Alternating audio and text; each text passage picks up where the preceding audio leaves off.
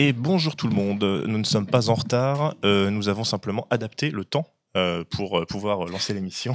Et je suis très content d'être de nouveau là pour cette émission au cœur de Mediapart. Abonnez-vous matin, de 10h à midi. Et pour cette première partie de 10 à 11 à peu près, de toute façon on verra, on fera en fonction. Je suis avec Lina Arissi de Street Press. Salut. Salut. Est-ce que tu peux te rapprocher un peu du micro? Je croyais bien que j'étais loin. Attends. Vous pouvez nous dire déjà si vous nous entendez correctement, si les micros fonctionnent, si le son fonctionne. Hello. Et si tout fonctionne du premier coup, je pense qu'on va pouvoir y aller. Il est où le Premier ministre? Non, on n'est pas avec le Premier ministre ce matin.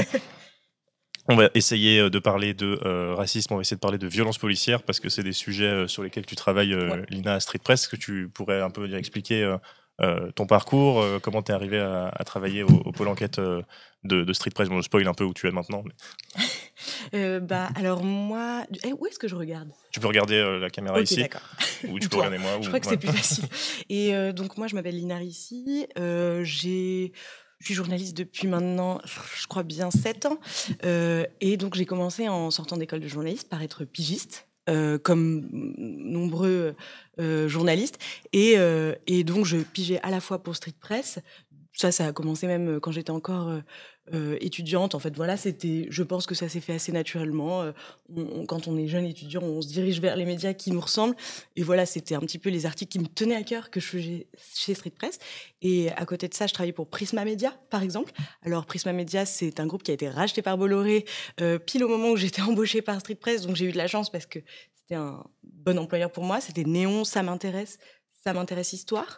Donc vraiment, rien à voir avec Street Press. J'ai pu faire des sujets comme l'histoire de Darwin. Enfin voilà, mais c'était hyper cool. Une variété de sujets. Ouais. Franchement, faire des sujets de vulgarisation scientifique, c'est hyper riche quand on est journaliste d'actu. Enfin, comme la plupart des journalistes. Parce que ça permet de sortir de cette actu chaude en permanence.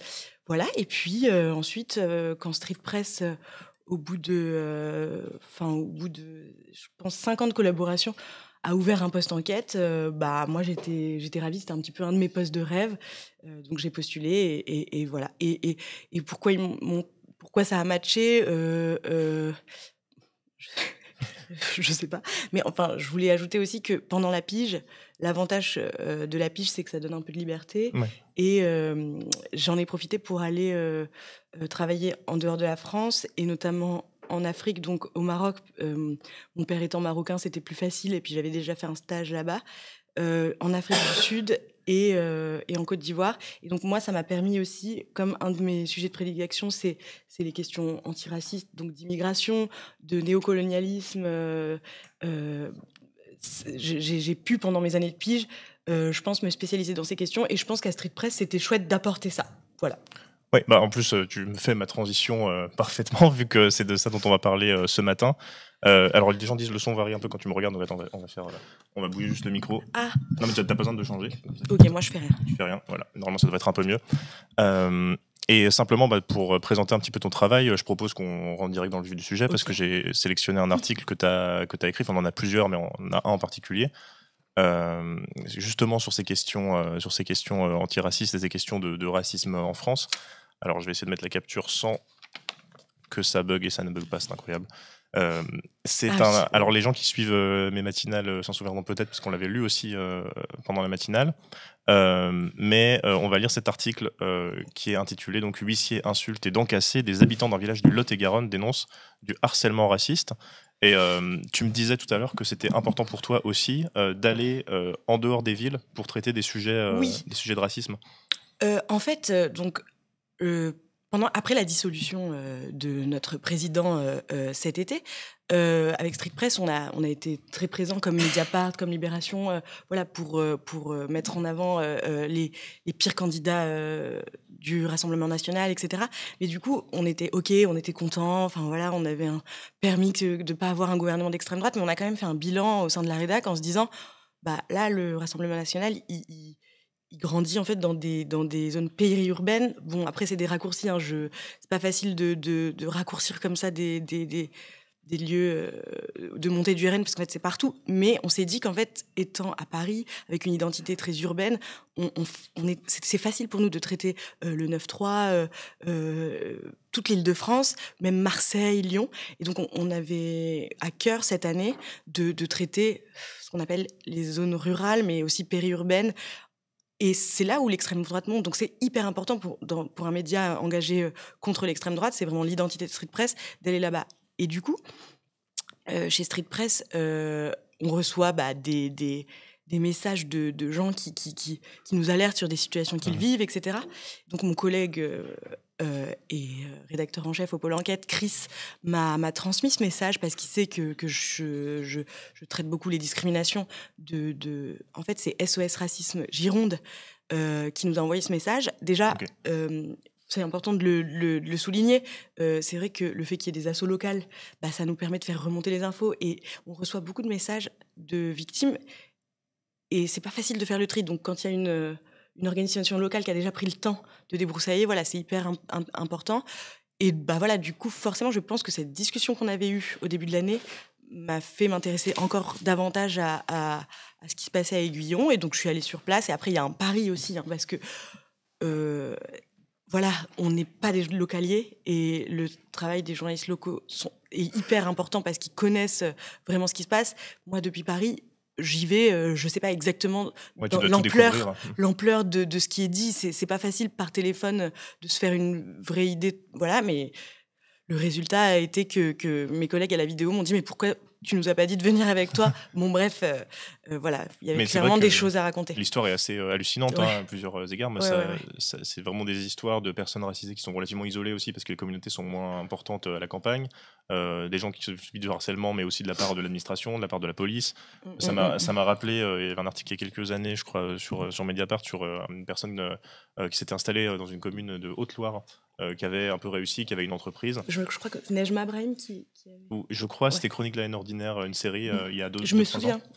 Et ça m'a rappelé un peu ça, en fait, ces espèces de mécanismes d'isolement, de harcèlement, de délation, de diffamation et de rumeurs aussi, beaucoup. Ce qui est intéressant à Aiguillon, c'est que je suis d'accord avec toi, et en même temps, Aiguillon, c'est pas une si petite communauté, en fait.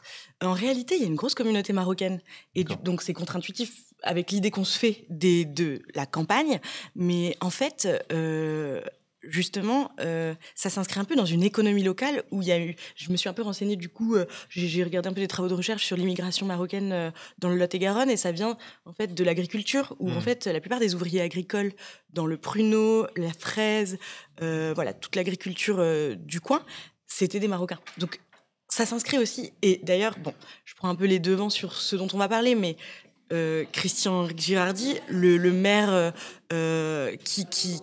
dont l'élection a déclenché le harcèlement raciste, est fraisiculteur et avait employé des Marocains. D'ailleurs, c'est un argument qui dit pour je suis pas raciste, j'ai employé des Marocains. Exactement, c'est la variante j'ai un ami noir, j'ai un employé noir, j'ai un employé, c'est encore niveau au-dessus.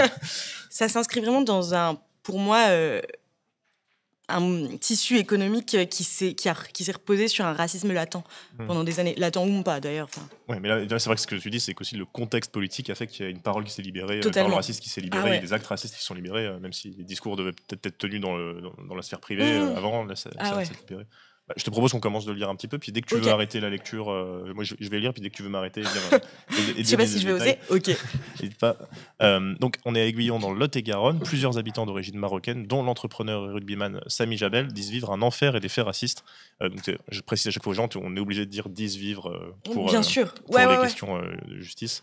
Mais pas que, parce qu'en plus c'est bien de situer d'où vient la parole, et je pense que ça n'enlève pas. Enfin, c'est les concernés qui. Ça ne diminue pas. Mais c'est vrai que des fois les gens s'interrogent de dans mon chat, mais c'est bien sûr de rappeler aux gens pourquoi on dit ça comme ça. Si un jour, Inch'Allah, il y a un jugement qui condamne quelqu'un dans ce village pour fait de racisme, on pourra le dire à l'indicatif.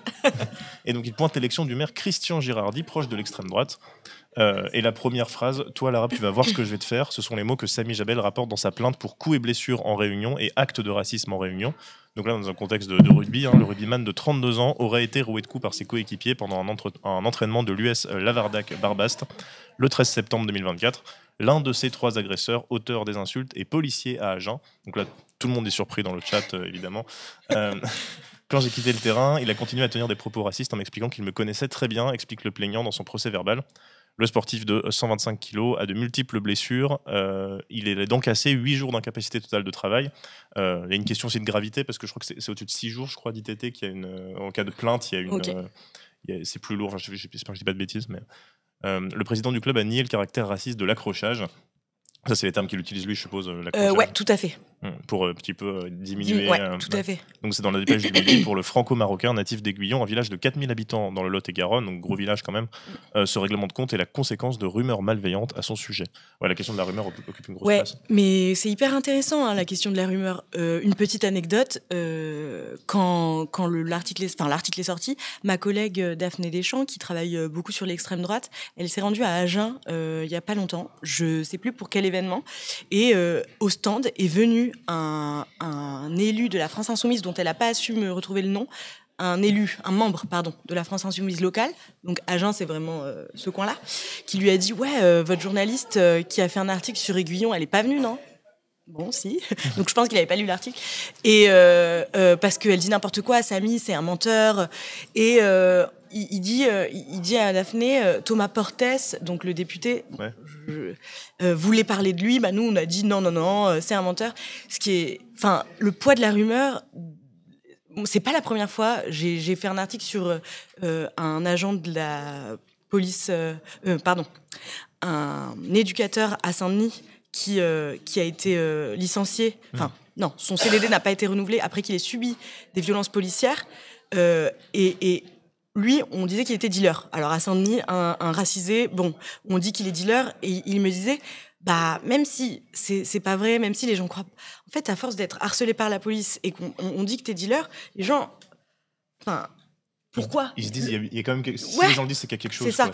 Et du coup, cette anecdote pour dire que Thomas Portes, député parisien, en tout cas, je pense qu'il passe beaucoup de temps en région parisienne, n'a pas parlé du cas de Samy, parce que la rumeur est tellement grosse qu'il s'est dit, peut-être pas. Ça révèle ça révèle le poids de ça. Et en même temps, la force du truc, c'est que une rumeur, c'est latent, et ça, les gens, par prudence, vont pas aider la personne. Voilà, c'est intéressant. Ouais, puis on va voir les mécanismes de cette rumeur, mais là, elle est aussi liée à une espèce de réussite aussi sociale. Exactement. C'est quelqu'un qui a une entreprise, qui a quand même réussi à construire quelque chose. Tu sais, Samy, quand je l'ai rencontré, lui, c'est quelqu'un pour qui, je pense que la vie a été assez facile pour lui jusqu'à ce que ça arrive, parce que c'est quelqu'un qui à mon avis est assez débrouillard, bon sportif, donc il était il y a des articles de presse dans Sud-Ouest sur Samy, Jabel qui le glorifie comme nouvel espoir du rugby. Tout le monde dit il invitait toute l'équipe au couscous à la maison parce que la famille aussi est connue dans le village. Ensuite, il a fondé une entreprise, il a du succès, voilà. Et d'un coup, ça lui tombe dessus. Donc Samy, parfois, il comprend pas en fait ce qui se passe, et parfois il se demande pas s'il y a un complot contre lui. Et du coup, j'ai échangé avec lui et je lui ai parlé de Norbert Elias, un sociologue. Et en fait, je t'en parle parce que j'étais en train, quand j'étais à Aiguillon, de lire Islamophobie, l'ouvrage de Marwan Mohamed et d'un co-auteur de Marwan Mohamed dont j'ai plus le nom. Et j'étais tombée sur cette citation de Norbert Elias. Je veux bien te la lire. Vas-y. Alors, donc c'est un sociologue, je sais plus s'il est américain. Norbert Elias, on va regarder. L'avantage, c'est qu'on peut fact-checker en direct. Norbert Elias qui a travaillé... il est allemand. Ok, allemand. Qui a travaillé sur les questions de civilisation, il est notamment. Allemand, mais il a dû aller finir sa vie aux États-Unis, non? Oui, peut-être. Désolée. On refact-check. Excuse. Non, mais il est mort à Amsterdam. Je le vois bien être né en Allemagne. Processus de civilisation, ça c'est son travail le plus connu. Il a exercé pendant quelques années en Westphalie du Nord. Non, il est resté en voilà, c'est l'influence américaine. J'ai l'impression que tous les chercheurs sont à Harvard. Ok, donc je vais vous lire la citation de Norbert Elias qui a théorisé la relation entre insiders et outsiders, établis et marginaux. Il écrit au sujet des Juifs d'Europe, des communautés noires, hispanophones états-uniennes et des musulmans aujourd'hui. Le ressentiment surgit quand un groupe marginal socialement inférieur, méprisé et stigmatisé, est sur le point d'exiger l'égalité non seulement légale, mais aussi sociale, quand ses membres commencent à occuper dans la société des positions qui leur étaient autrefois inaccessibles, c'est-à-dire quand ils commencent à entrer directement en concurrence avec les membres de la majorité en tant qu'individus socialement égaux. Et peut-être même quand ils occupent des positions qui confèrent au groupe méprisé un statut plus élevé et plus de possibilités de pouvoir qu'au groupe établi dont le statut social est inférieur, qui ne se sentent donc pas en sécurité. Autrement dit, on tolère un groupe marginal méprisé, stigmatisé et relativement impuissant tant que ses membres se contentent du rang inférieur qui, selon la conception des groupes établis, revient à leur groupe et tant qu'ils se comportent conformément à leur statut inférieur en être subordonnés et soumis. En gros, quand ils sont ouvriers agricoles, c'est OK. C'est acceptable. Mais quand ils sont chefs d'entreprise et qu'ils emploient des gens qui se constituent une petite fortune, c'est moins OK. Et comment ils emploient des gens qui ne sont pas racisés, quand ils emploient des gens blancs, Ah notamment, ouais. il y a Bien secrétaire, sûr. je crois, il y avait ouais, tout à fait, tout à fait. On verra ah ouais, après. ça c'est... Mais, enfin, vous allez voir que c'est... Et le pire, c'est que Samy m'en parle pas tout de suite. Ouais. Les trucs les plus violents, il m'en parle pas tellement. La violence... les rapports sociaux violents sont normalisés, quoi. Enfin... Ouais. Mais oui, mais c'est...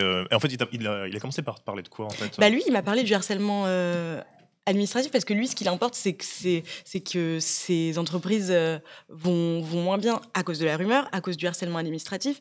Et puis, finalement, ça devient un vrai faillite économique, puisque les gens lui prennent plus de commandes. Enfin, voilà. Et lui, ce qui l'importe, c'est ça. Mais par contre, le fait qu'on ait tagué sa voiture... qu'un de ces Malinois soit retrouvé mort, ça, c'est des trucs qui viennent au fur et à mesure. Voilà, c'est pas direct, lui, c'est son intérêt perso. La violence, je pense qu'il en est un peu plus habitué, quoi. Oui. Justement, la suite de l'article, c'est ça, entreprises qui mettent la clé sous la porte, commerçantes virées du marché, ça c'est une autre personne aussi. Ouais. Voiture vandalisée, blague islamophobe, depuis l'élection de l'édile de droite Christian Girardi en 2021, après plus de 20 ans de mandature socialiste, l'ambiance dans la bourgade est délétère. Street Press s'est entretenu avec une dizaine d'habitants d'Aiguillon qui confirment les discriminations, le harcèlement ou les insultes racistes. Le maire de 71 ans, également vice-président de la Chambre d'agriculture du Lot-et-Garonne, est un membre actif de la coordination rurale. Vous en avez sûrement entendu parler de la coordination rurale avec les manifestations d'agriculteurs. On a beaucoup parlé d'eux. On les a vus notamment insulter Marine Tondelier, je crois. C'était des membres de la coordination rurale. Il a le chef de la coordination rurale, donc Christian Bousquet-Cassagne, pour empêcher Marine Tondelier de venir à un rassemblement anti-méga-bassine, a carrément s'est allié avec les chasseurs. Donc, il faut imaginer quand même. Ils sont armés. Ce qui est une alliance qui n'est pas extrêmement pas surprenante à non, la campagne. Bien sûr. Dans les chambres, l'éco-société de chasse, la chambre d'agriculture, les syndicats. Pas surprenante, agricoles. Mais un peu effrayante. Enfin, Ouais, on n'a pas envie de se prendre un petit coup perdu. Et puis souvent, en lien aussi avec les gendarmes, là, on voit aussi qu'il y a des liens avec la police et la gendarmerie. Pour les gens qui ont grandi un peu à la campagne, ça les surprendra évidemment pas d'apprendre ça, mais si vous connaissez pas ce monde-là, c'est vrai que c'est en général les liens qui se font, le syndicat agricole, les chambres d'agriculture, les chasseurs, parfois la gendarmerie. Moi, j'ai un peu découvert. Ouais. C'était... Mais je pense qu'il y a pas mal de gens qui ont grandi dans des conditions compliquées avec des chasseurs, que c'est des personnes racisées ou pas, qui pourront aussi parler de ça. Et parfois la gendarmerie qui justement ne fait rien face à ces pressions-là aussi. Et donc la réponse qu'il t'a donnée ce maire, c'est « Il ne manque plus qu'on me fasse passer pour un raciste, moi qui suis un fils d'immigré italien ». Incroyable. Non, mais c'est... Moi, franchement, l'appel téléphonique avec Christian Girardi, j'étais pas prête. Enfin... Il m'a sorti dinguerie sur dinguerie et du coup Mais en plus tu l'égrènes un peu au fil de l'article. Ouais, c'est un peu de fun dans tout ce marasme, mais non, il est assez incroyable et vraiment moi j'ai employé mon premier Marocain à 17 ans. C'est vraiment pour réussir sa vie, c'est pas la Rolex, c'est le travailleur marocain. Il est Les fils d'immigrés italiens, quand même. Comme chacun sait, il n'y a pas de problème de racisme en Italie. Attends, il y a aux États-Unis un Italien. J'ai vu cette blague sur Twitter. On va voir s'il est blanc ou pas, finalement, les Italiens, en fonction du traitement de la justice avec lui. avec l'affaire. On verra si Christian Girardi est bien racisé. On verra. Avec Luigi, nous dit Flemmard dans le chat. Et donc, sur le contexte général, parce qu'on part de cette affaire-là de Samy Jabel, mais c'est en fait tous les commerces musulmans qui sont visés, c'est ce qu'il te dit. Et c'est ça qui bat en brèche l'idée de la rumeur, en fait. C'est-à-dire que c'est ceux qui continuent à dire que, par exemple, Street Press se serait fait manipuler, le journal parisien se serait fait manipuler par un mythomane. En fait, ils s'en fichent du racisme, ces gens-là, puisque dans mon article, en fait, Samy n'a été qu'une porte d'entrée pour découvrir que de nombreux commerçants sont également harcelés, les boucheries halal, et il y en a plein qui n'ont pas voulu parler d'ailleurs. Malika, ça paraît peut-être plus futile parce qu'elle vend des crêpes. C'est-à-dire c'est pas une grosse entreprise, les revenus, puis c'est pas son travail principal, mais c'est l'humiliation et je pense qu'elle parle à tout le monde quand on lui dit on veut des gens locaux alors que on en parlera plus tard je pense de Malika mais du coup c'est notre affaire mais c'est vrai que ce que tu dis c'est pas forcément des gens qui ont politisé ce qui leur arrive immédiatement ou si c'est plus ceux autour ce que je veux dire par là c'est que ceux qui répètent que tout ça c'est plus compliqué qui en fait je pense ont lu l'article pour certains, s'en fichent de ce qu'a vécu Malika, s'en fichent de ce qu'ont vécu les autres entrepreneurs. Ça montre que leur priorité, c'est... Je ne sais pas quelles sont leurs priorités, à part défendre l'image de leur ville. L'image, la tranquillité. Ouais, c'est ça. Ne pas faire de vagues. Ouais. Mais sinon, moi, je trouve qu'au contraire, c'est plutôt qu'ils l'ont normalisé. D'accord, ouais. Plutôt Malika, j'ai oublié son nom de famille. C'est pas pour l'appeler par son prénom. Mais Malika, elle a juste l'habitude du racisme. C'est pas qu'ils sont pas conscientisés, c'est juste que personne les écoute. Donc quand l'article sort et quand on vient lui poser des questions, quand je viens lui poser des questions, ça fait du bien aussi de le raconter. Et une fois que l'article est publié, elle m'a dit merci, c'est exactement ça et merci de le raconter. Puis en plus, on parle de gens qui disent que c'est pas vrai que tu t'es fait manipuler, mais en fait, il n'y a pas que des témoignages. Il y a des photos de ce qui s'est arrivé, des photos des dégradations. Il y a apparemment une rumeur dirait que Street Press appartient à Samy Jabel. C'est pour vous dire. C'est incroyable. Et donc, lui, il parle de rafle organisée. Tous les commerces des musulmans sont visés, estime Samy Jabel quand on le rencontre dans les bureaux de son dépôt à Aiguillon. L'homme est accompagné de 2 membres de l'association SOS Racisme qui le soutient, donc c'est eux qui t'ont contacté. Carrure impressionnante et verbes rapides. Le rugbyman, qui a longtemps évolué en semi-professionnel, est un chef d'entreprise occupé. Après des années à bosser dans la maçonnerie, l'Aiguillonnais a monté sa propre boîte de BTP en 2017, SJ Construction, puis d'autres entreprises, de quoi rendre fier son père, ouvrier agricole, justement ce dont tu parlais, voilà. Débarqué de Casablanca à l'âge de 18 ans, colleur d'affiche pour le Parti Socialiste. Mais lorsque la mairie change de bord, donc c'est assez rapide, c'est moins d'1 an après. C'est un cauchemar en vrai pour les habitants. D'un coup, ça leur tombe dessus. Puis il reçoit une avalanche de courriers d'huissiers, donc ça c'est le harcèlement administratif.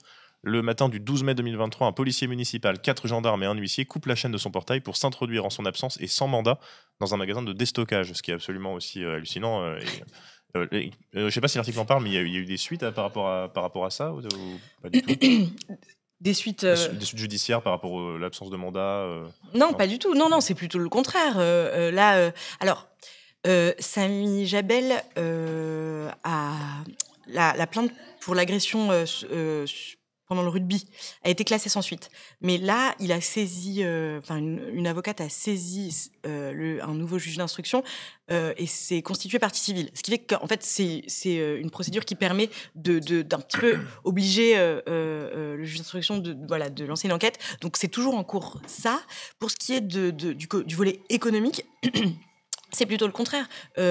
Samy Jabel est toujours en train de se défendre de procédures qui sont lancées contre lui.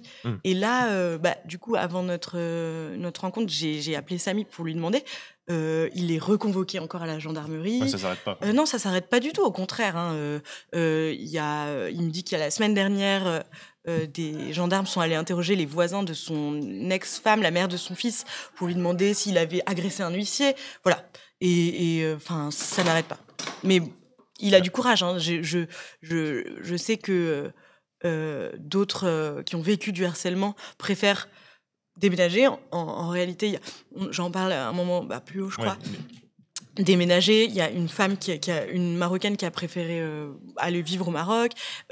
Samy Jabel, s'il est aussi mis en avant, c'est juste parce que il y a des gens parfois dans ce genre de situation qui ont une force de caractère qui fait qui veulent aller au front. Voilà, mais il a du courage parce que c'est pas facile.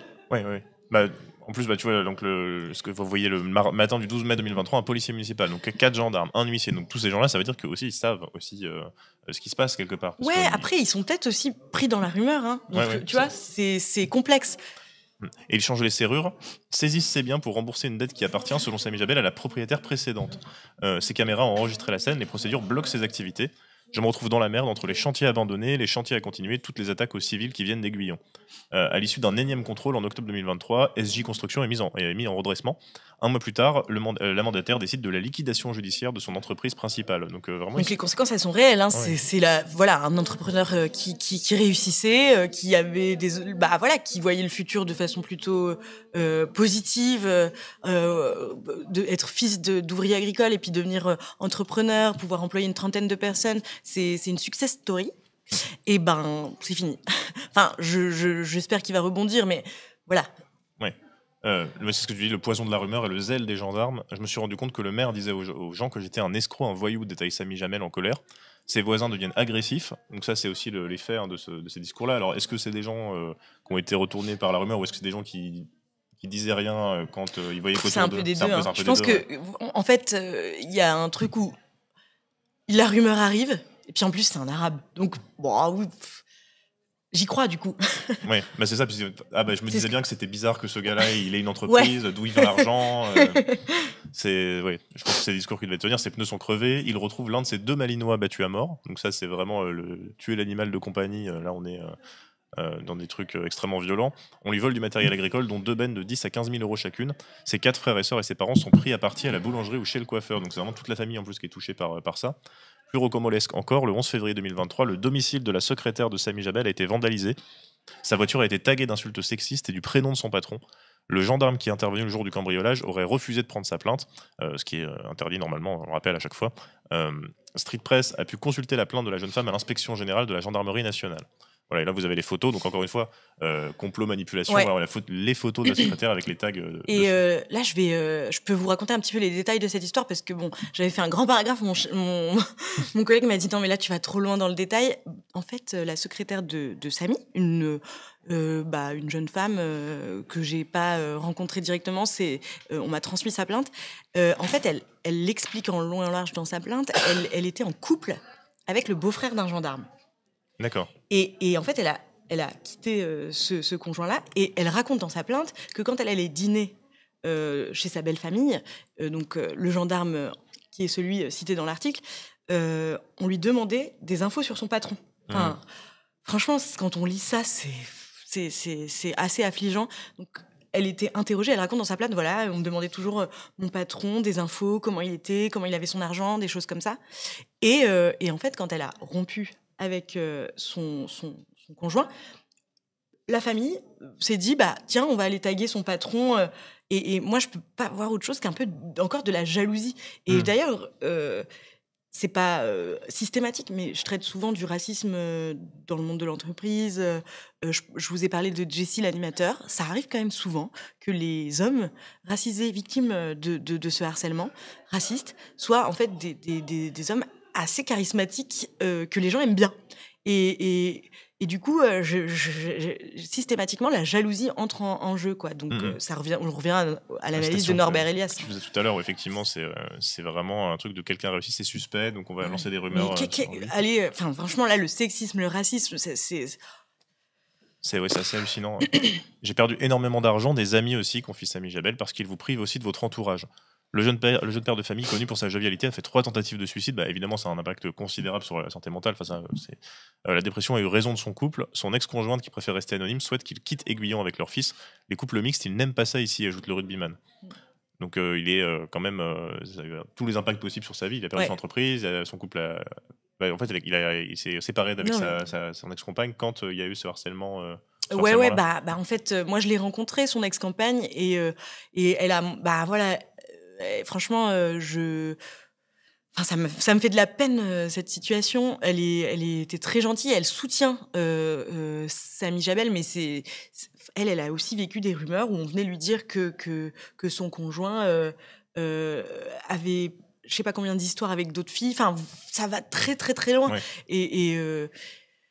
Samy m'a même dit, moi, c'est dur quand même ma conjointe, on vient à être un petit peu impacté par les rumeurs. Enfin, même lui a un petit peu de ressentiment envers ses amis qui ont cru pour certains aux rumeurs. Enfin bref, c'est vraiment on n'imagine pas à quel point quand ça peut créer une vie, ça peut gâcher une vie. Le terme que tu utilises de poison, c'est ça en fait, ça s'infiltre partout, ça contamine tout le monde. Ouais. Alors il y a quand même des gens qui le défendent, mais et c'est aussi un autre truc intéressant, je trouve, dans ce genre d'histoire, c'est la différence qu'il peut y avoir d'une commune à l'autre. En fonction du contexte local. Parce que là, je connais Samy depuis longtemps, j'ai bossé pour lui en sous-traitance et je n'ai jamais eu de problème. Témoigne le rugbyman Loïc Gambarotto, qui habite dans la commune voisine du Temple-sur-Lot et travaille dans le BTP. Je pense qu'il dérangeait du monde et c'est pour ça qu'il en est là. Un médecin de la commune qui souhaite garder l'anonymat, ce qui veut aussi dire... ouais. Après, ce médecin, il m'a dit on est deux. On est deux médecins. Mais voilà, c'est un peu pour la forme, mais pour le coup, il assume un petit peu. Hein. Ouais. J'ai entendu des rumeurs abjectes sur Samy, c'est un gamin qui travaille bien et qui n'emmerde personne. Ça fait 3 ans qu'on le cherche sans trouver grand-chose, il fait vraisemblablement des envieux. Le généraliste nous explique qu'il n'est pas le seul entrepreneur d'origine maghrébine visé et s'inquiète du climat local. Donc là, tu cites le là, médecin. C'est exactement ce qu'on dit depuis le début. Hein. Ouais. Oui, c'est ça. Il leur arrive c'est ce que me disait le médecin, il leur arrive des bricoles, donc comme ce qui arrive à Samy, et puis les gens disent c'est un arabe avec des idées très arrêtées derrière, genre bah oui, c'était un voleur. Ouais. Et là, tu prends d'autres exemples aussi pour d'autres personnes. Ouais. T'as eu les difficultés à les trouver ou les gens sont assez facilement en tirant le fil un peu assez facilement. Après, c'est pour les faire parler, plutôt. C'est-à-dire que, par exemple, Kader, qui est un faux nom, m'a mis en relation avec son ami qui a un... En fait, voilà, c'est Samy qui me met en relation avec des gens, qui me mettent en relation avec des gens.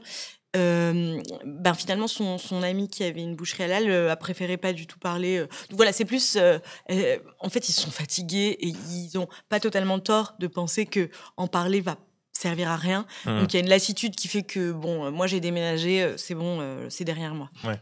Mais sinon trouver des gens qui ont subi du racisme à Aiguillon, tu sais, j'ai passé une journée et j'aurais pu en trouver plus, je pense. Ouais. Et là, c'est toujours intéressant de dire dans les enquêtes journalistes, c'est l'entrée peut être difficile, mais une fois qu'on est dedans, en général, tu tires le fil et t'as du monde qui...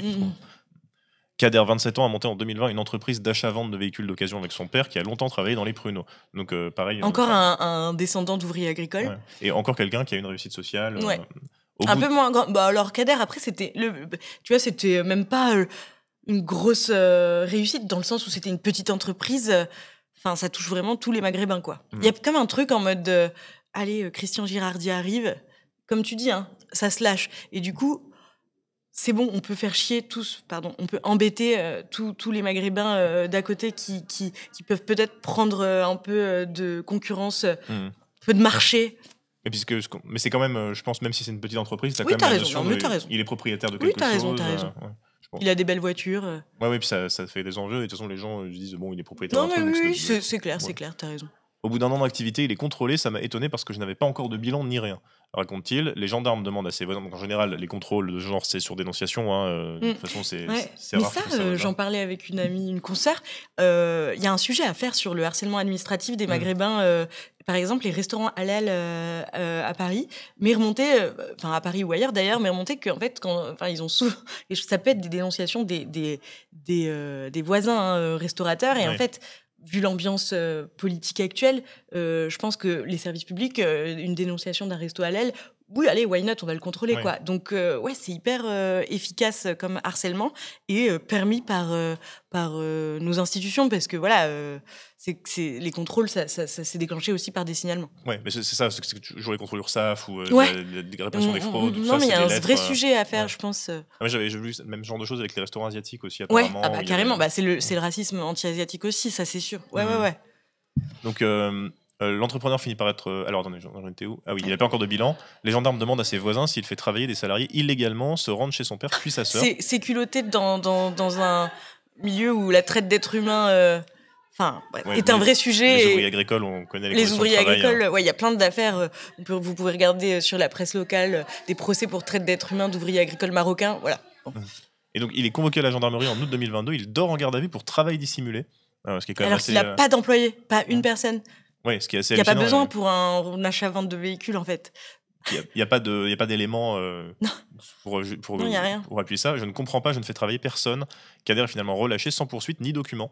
Ça. On voit effectivement des points communs avec ce qui est arrivé à l'autre personne. Il n'y a pas de document, pas de mandat, pas de procédure Puis comme c'est des gens, quand on vit à Aiguillon, qu'on est d'origine marocaine, on n'a pas spécialement des rapports avec la police qui sont de confiance.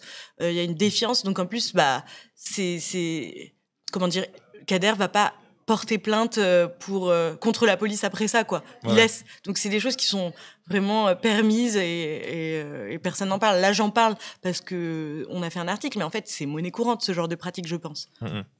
Pendant la perquisition, les gendarmes ont saisi 4 voitures, une grosse partie de son stock qu'il met 1 an à récupérer. Donc vous vous rendez compte, il est tout seul son entreprise. La trésorerie, c'est bloqué, quoi, son activité. Oula, il y a un raid. Que se passe-t-il? Ah non, c'est un objectif de followers. Je ne savais pas qu'on avait ça. Eh bien, vous êtes 17 000 à suivre la chaîne de Mediapart. Merci beaucoup. Ah. J'ai eu un son énorme dans mon casque. Je me demandais d'où ça venait. C'est joli. On a gagné un truc. Ouais, je ne sais pas. Voilà. Alors, merci pour les follow, tout le monde. Vous pouvez suivre et abonnez-vous bien sûr également. Abonnez-vous. Ok. C'est le moment Twitch, forcément. Donc, on disait problème de trésorerie, 1 an à récupérer son stock. Il a vécu dans l'attente d'une convocation au poste qui n'est jamais venue. En gros, ils ont juste saisi son stock pour saisir son stock, quoi. Ils lui ont dit on va vous convoquer et puis. Ouais, et puis c'est tout. Ils ont jamais rien fait. Ouais, et donc le stress, imaginez. Je pense que vu notre milieu social, il nous arrive pas ça d'être convoqué à la police et d'avoir un agent qui nous dit je vais vous convoquer prochainement. Faut imaginer ce qu'on a derrière la tête quand on sait qu'on va être convoqué pour on ne sait quoi. Puis les gens sont pas forcément au courant des recours possibles, tribunal administratif, IGGN, c'est la gendarmerie, du coup, comme c'est au milieu rural. Et donc il dit c'était une année très compliquée, j'étais limite en dépression. L'un de ses potes a quant à lui directement lâché d'affaires. Voilà, c'est la personne qui voulait pas parler, dont tu expliquais tout à l'heure. Il avait ouvert une boucherie halal, ça faisait même pas 5 mois qu'il était ouvert, il a reçu un contrôle. Encore une fois, forcément, une dénonciation pour une durée aussi courte, c'est une hypothèse assez très probable. Au bout du fil, Christian Girardi balaye. Il y a très peu de manifestations de racisme à Aiguillon, très peu. Le maire bute sur le nom de Samy Jabel. Je vous demande juste une chose, renseignez-vous sur cette personne auprès des habitants d'Aiguillon, sur des gens qu'il a peut-être spoliés. Donc oui, il dit des trucs sans... Mais alors moi, en plus, j'ai demandé. C'est-à-dire que du coup, par exemple, je vous parlais de ce membre de la FI qui a interpellé ma collègue au sujet de Samy Jabel, le voleur. J'ai dit à ma collègue, tu lui as demandé du coup ce qu'il avait parce que moi, je veux bien qu'on me dise, mais personne n'a rien de factuel à dire. Donc c'est toujours de l'insinuation. Et on m'a même envoyé des messages, après l'article, des messages de comptes obscurs qui me disaient, c'est faux ce que vous dites, c'est faux. Donc à chaque fois, moi, je dis, mais je suis intéressée, dites-moi. Rien. Oui, c'est vraiment de la rumeur basée sur rien du tout, quoi. Et les gens disent, il n'y a pas de fumée sans feu. Bah si, il y a de la fumée sans feu. Ouais. Justement, c'est un des trucs qui appuient les rumeurs. Si, le feu, c'est le racisme. Ouais, c'est ça. Mais c'est vrai que les gens vont justement justifier ces discours-là en disant, si ça se dit, c'est qu'il y a quelque chose, quoi. Oui, bah oui. Ouais. Donc pour démontrer qu'il n'est pas raciste, le fraisiculteur, donc Christian Girardi, c'est la punchline dont je vous parlais. Rappelle qu'il est employeur de main-d'œuvre. Employeur de main-d'œuvre. La première fois que j'ai embauché un monsieur d'origine marocaine, j'avais 24 ans. J'ai une absolue admiration pour ces jeunes qui viennent travailler chez nous. Les gosses que j'avais dans mes serres étaient tellement gentils que je les ai replacés chez d'autres producteurs de fraises. Et ça, franchement, faire bouger la main-d'œuvre et tout, ça c'est une preuve, vraiment, on n'est pas raciste. Oui, on va dire qu'il dit j'emploie des gosses tranquillement. Ouais.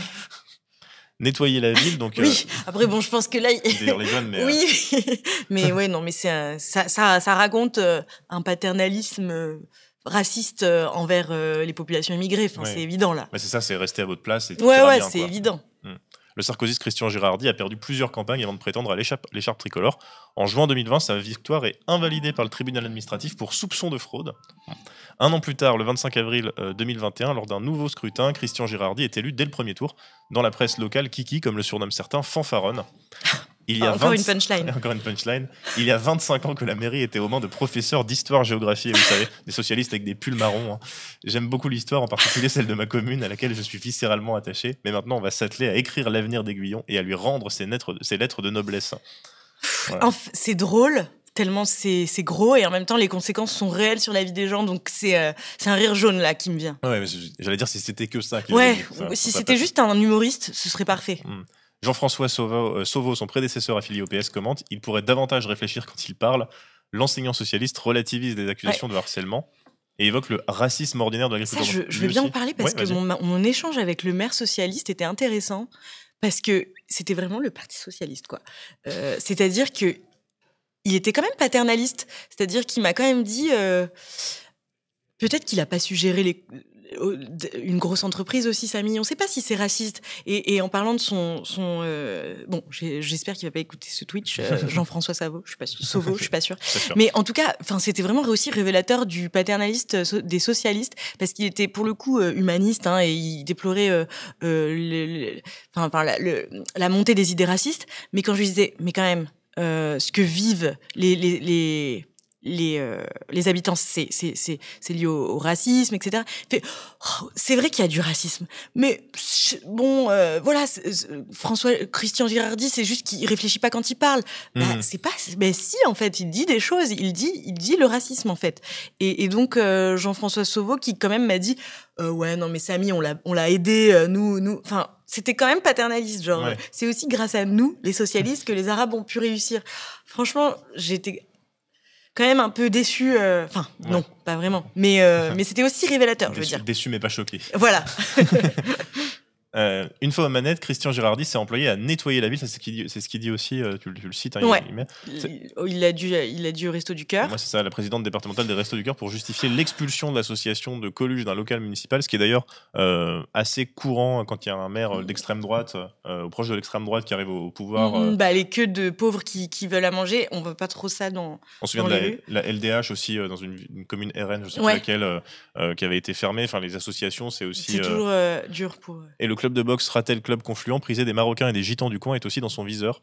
La mairie a d'abord déplacé les créneaux à une heure trop tardive pour les ados. En 2023, la boxe a carrément perdu ses subventions. Le coach aiguillonnais Amin Ziani a beau être le champion du monde de boxe savate française, le maire s'encarre.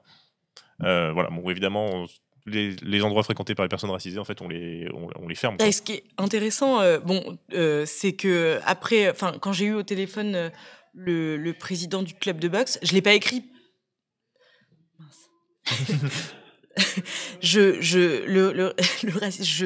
Bon, on est sur Twitch, je pense que je peux dire plus de choses que de ne les écrire, mais en tout cas, le racisme était évident pour lui, et quand l'article est sorti, il y a eu un recul, une peur. Ils m'ont dit, est-ce que vous pouvez retirer ce que vous avez écrit ? Bon, alors on peut pas. Et ensuite, quand j'ai dit bah non, c'est pas possible, je les ai vus mettre sur Facebook un post disant que eux n'avaient aucun problème avec la mairie. Après, il y a des questions de subvention aussi pour fonctionner. Ils ont besoin des mairies, mais faut, enfin voilà, c'est une économie locale qui est tellement liée à la politique locale que c'est très compliqué de parler de racisme. Et que en plus, le racisme, c'est vraiment le truc.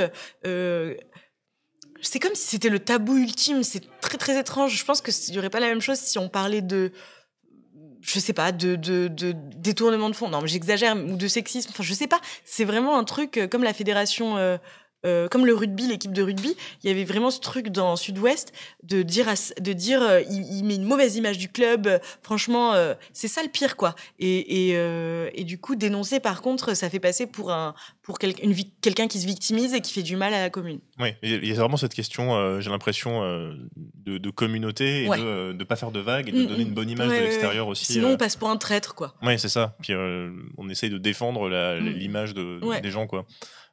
Et donc là, c'est l'autre cas dont tu évoquais un petit peu au début, c'est celui de Malika Makdouf.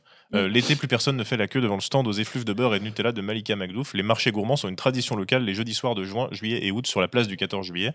L'aiguillonnaise de 47 ans, il vend des crêpes, gaufres et merveilles. Majorette dans sa jeunesse, elle s'est toujours investie dans la vie associative locale. Mais après l'élection de Christian Girardi, lorsqu'elle se pointe à la mairie pour son inscription, le nouvel élu chargé des animations lui annonce qu'elle ne sera pas renouvelée. Alors que ça faisait 5 ans que j'étais là, dit-elle, le conseiller municipal lui aurait proposé « Vous n'avez qu'à aller faire les couscous ». Et ça, c'est un conseiller municipal. Ouais, alors je peux aller plus loin aussi avec... je veux bien te laisser finir la lecture et je te raconte ce qui s'est passé ensuite, parce que voilà, l'article est déjà long, donc je pouvais pas aller dans le détail toujours. Sur le moment, ce n'était pas drôle du tout. J'étais horrifié. Face à l'insistance de la cuisinière, le conseiller municipal en rajoute. De toute façon, vous n'êtes pas assez local, on ne veut que des gens locaux ici.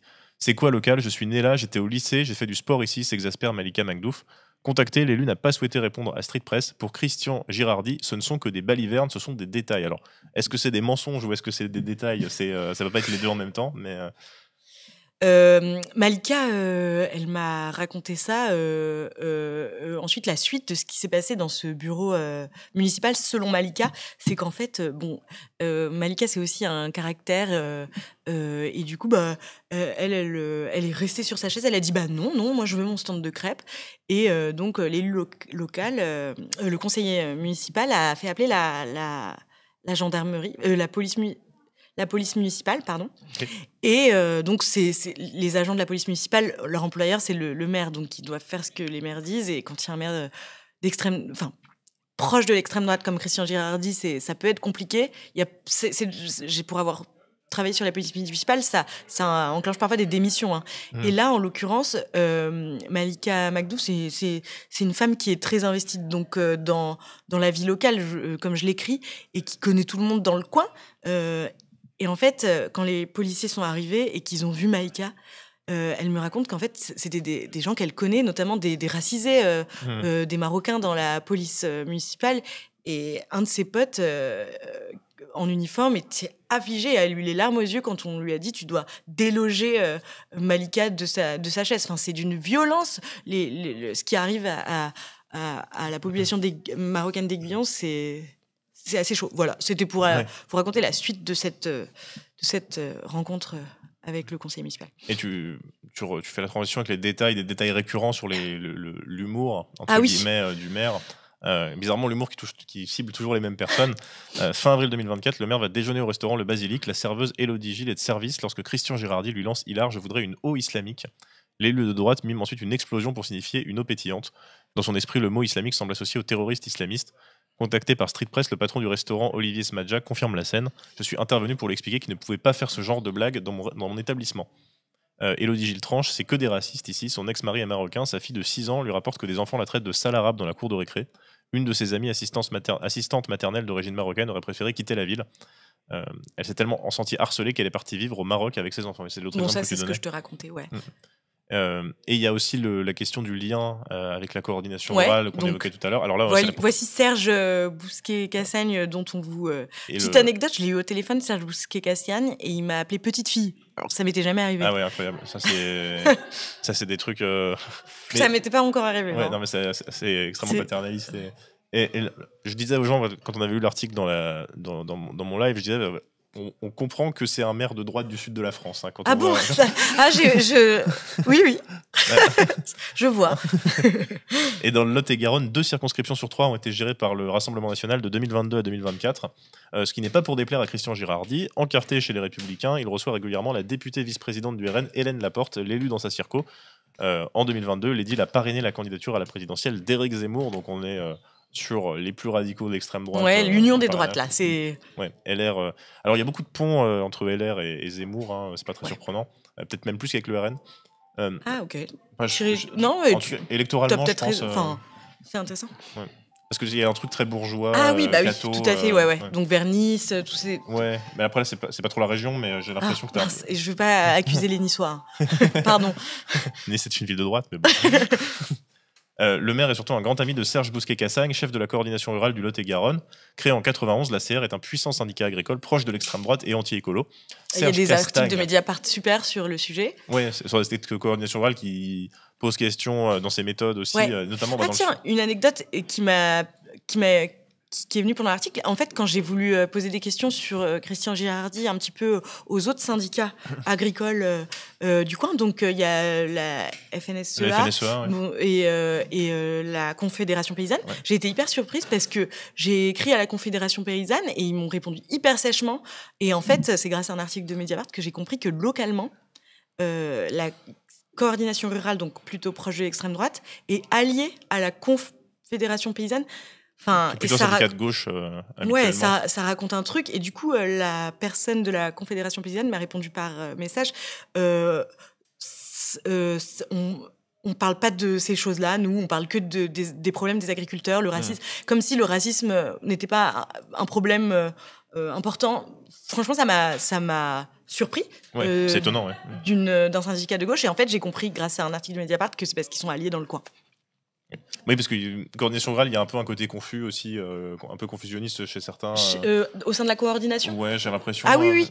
Ouais, non, mais ça raconte aussi un truc sur la je trouve, hein, alors je connais pas assez sur la la Confédération paysanne. La Confédération paysanne. Que quand ils se disent ils sont de gauche plus, mais quand il s'agit du racisme, on s'en fiche, quoi. Ouais. Il y a aussi ce truc de ce côté-là où économiquement, ils vont être plus pour le bio, etc. Mais on peut s'allier avec des syndicats d'extrême droite. Quelqu'un dit que la Confédération paysanne reste un syndicat de patrons d'une certaine façon. Oui, les agriculteurs sont des... alors même s'ils emploient personne... Je sais pas s'il y a beaucoup de patrons dans l'agriculture racisés. Oui. Je sais pas. Ça doit aussi jouer, je pense, peut-être sur le... sur le... Mais enfin, t'as raison aussi sur le côté confucionniste de la coordination. Je pense qu'il n'y a pas que... Mais en tout cas, effectivement, c'est étonnant, cette alliance. Ouais, c'est... Et donc, Serge Castagne, donc c'est un surnom qu'on lui donne, ce qui est comme assez parlant, s'est récemment illustré en empêchant la secrétaire nationale des écologistes, Marine Tondelier, de se rendre à un rassemblement contre les méga-bassines. Contacté par Street Press, il confirme sa proximité avec le maire d'Aiguillon. On est frères de sang et de combat. Donc déjà, le champ lexical... Le virilisme... Ouais. Christian porte des valeurs que je partage complètement, que ce soit au niveau du rugby, de la gestion des entreprises ou d'une gestion d'une communauté. Eh ben super, la gestion d'une entreprise, allez... Ouais, je te laisse continuer. Depuis 2013, Serge Bousquet-Cassagne est président de la Chambre d'agriculture du Lot-et-Garonne, l'un des 3 départements où la CR est majoritaire. La mobilisation de l'agriculteur, c'était ces départements-là où il y avait vraiment la CR qui avait une énorme place d'ailleurs. Tandis que Christian Girardi en est le 2e vice-président. La Cour des comptes vient d'étrier la gestion financière de la Chambre, jugée opaque et entachée d'irrégularités. Donc la gestion d'entreprise, c'est ça qu'il disait. Vraiment, belle vision. Mais en plus, le maire qui a été accusé d'irrégularité pour l'élection, là, en fait, il n'y a pas besoin de rumeurs, il y a des faits concrets sur eux. Oui. Et quand Street Press parle à Kiki de son copain de la CR, il préfère couper court. On va s'arrêter là, je n'aime pas vos pratiques, tant-il dit. Voilà. Mais... Et depuis cet article... écoute, comme je te disais, le harcèlement continue. Il y a eu France 3 qui a... Mince, je voulais dire une chaîne du service public. Bon, bah tant pis. Une chaîne du service public avec France et le chiffre 3 après. Non, mais je sais que une petite anecdote pour parler des reprises d'articles sur le sujet du racisme dans des médias mainstream, donc là en l'occurrence une chaîne du service public. Je sais que Samy Jabel a été contacté par un journaliste d'une chaîne du service public et en fait il était assez content parce que lui il aimerait que ça bouge, que quelque chose se passe pour la population maghrébine. Et en fait, assez révélateur un peu de pourquoi on n'arrive pas à mettre en avant des sujets comme ça, alors que je pense que ça ferait des belles vues. Franchement, il se passe des trucs, quoi. Ouais. Ça pourrait passer sur TF1. Et en fait, je mets pas du tout en cause le journaliste de cette chaîne qui était intéressé par le sujet, mais Samy m'appelle 2-3 jours après pour me dire bon bah finalement c'est mort. Et Samy qui a l'impression qu'il y a un complot me dit ça doit être encore parce que on a empêché machin. Moi je pense que non, c'est lié plutôt à l'autocensure, mais ouais, aussi au désintérêt total des rédactions, puisque le journaliste lui a écrit « Les rédacteurs en chef ne veulent pas s'engager sur le sujet tant que nous n'avons pas de preuves de la justice qu'il y a effectivement une augmentation des faits de racisme ces derniers temps. » Et enfin, là, c'est révélateur aussi d'un journaliste de préfecture. Oui. Ça veut dire que là, on... Est-ce que tu peux expliquer les journalistes de préfecture pour c'est... ça me gêne de jeter en pâture des confrères, mais c'est très présent, parce qu'il y a des très très très bons journalistes au Parisien. Mais au Parisien, par exemple, dans la rubrique Faits divers, on a ce qu'on appelle un journaliste de préfecture, mais en fait c'est dans toute la PQR d'ailleurs. Oui. Donc pour avoir travaillé en radio locale, on recevait les communiqués de la préfecture de police, parce que c'était à Lyon, et en fait tu voyais des articles dans la presse locale de gens qui juste copiaient-collaient le communiqué de la police, quoi. Et ça, c'est lié à l'économie aussi des médias, puisque comme c'est des médias qui marchent aux faits divers, pour avoir les faits divers, on a besoin de la police. Ouais. Et du coup, on finit par... On va clé en main le matin, une liste de faits divers. Et du coup, il y a aussi un truc aussi avec les sources, c'est-à-dire que alors, je parle pas de la télé publique, en l'occurrence, qui à mon avis, est plutôt juste trop frileuse, mais il y a juste factuellement des journalistes de PQR qui ne peuvent pas vraiment dire des choses contre leurs sources, qui sont la police, parce que sinon, elles perdraient leurs sources. Enfin, voilà. Oui, il y a ce problème-là aussi, de pas compliqué de faire de l'enquête, parce qu'il y a un écosystème qui fonctionne un peu en vase clos au niveau local. Mais après, je pense que c'est complémentaire. Enfin, dans le sens où il est aussi important d'avoir des journalistes qui ont des bons rapports avec la police. Mais ce qui est problématique, c'est qu'il n'y a que ça.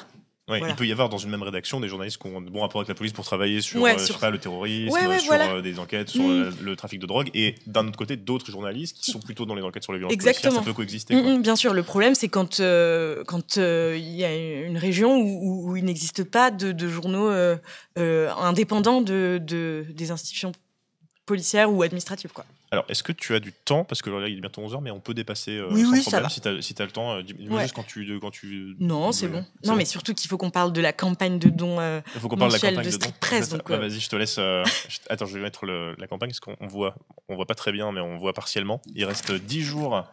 Et après, on pourra parler de ton article sur Client-Compte. Ah oui, carrément. Ouais. C'est ce que je t'avais dit en amont. Ouais. J'ai un article qui me tient à cœur. Et en plus, ça permet aussi de parler de pourquoi Street Press est important.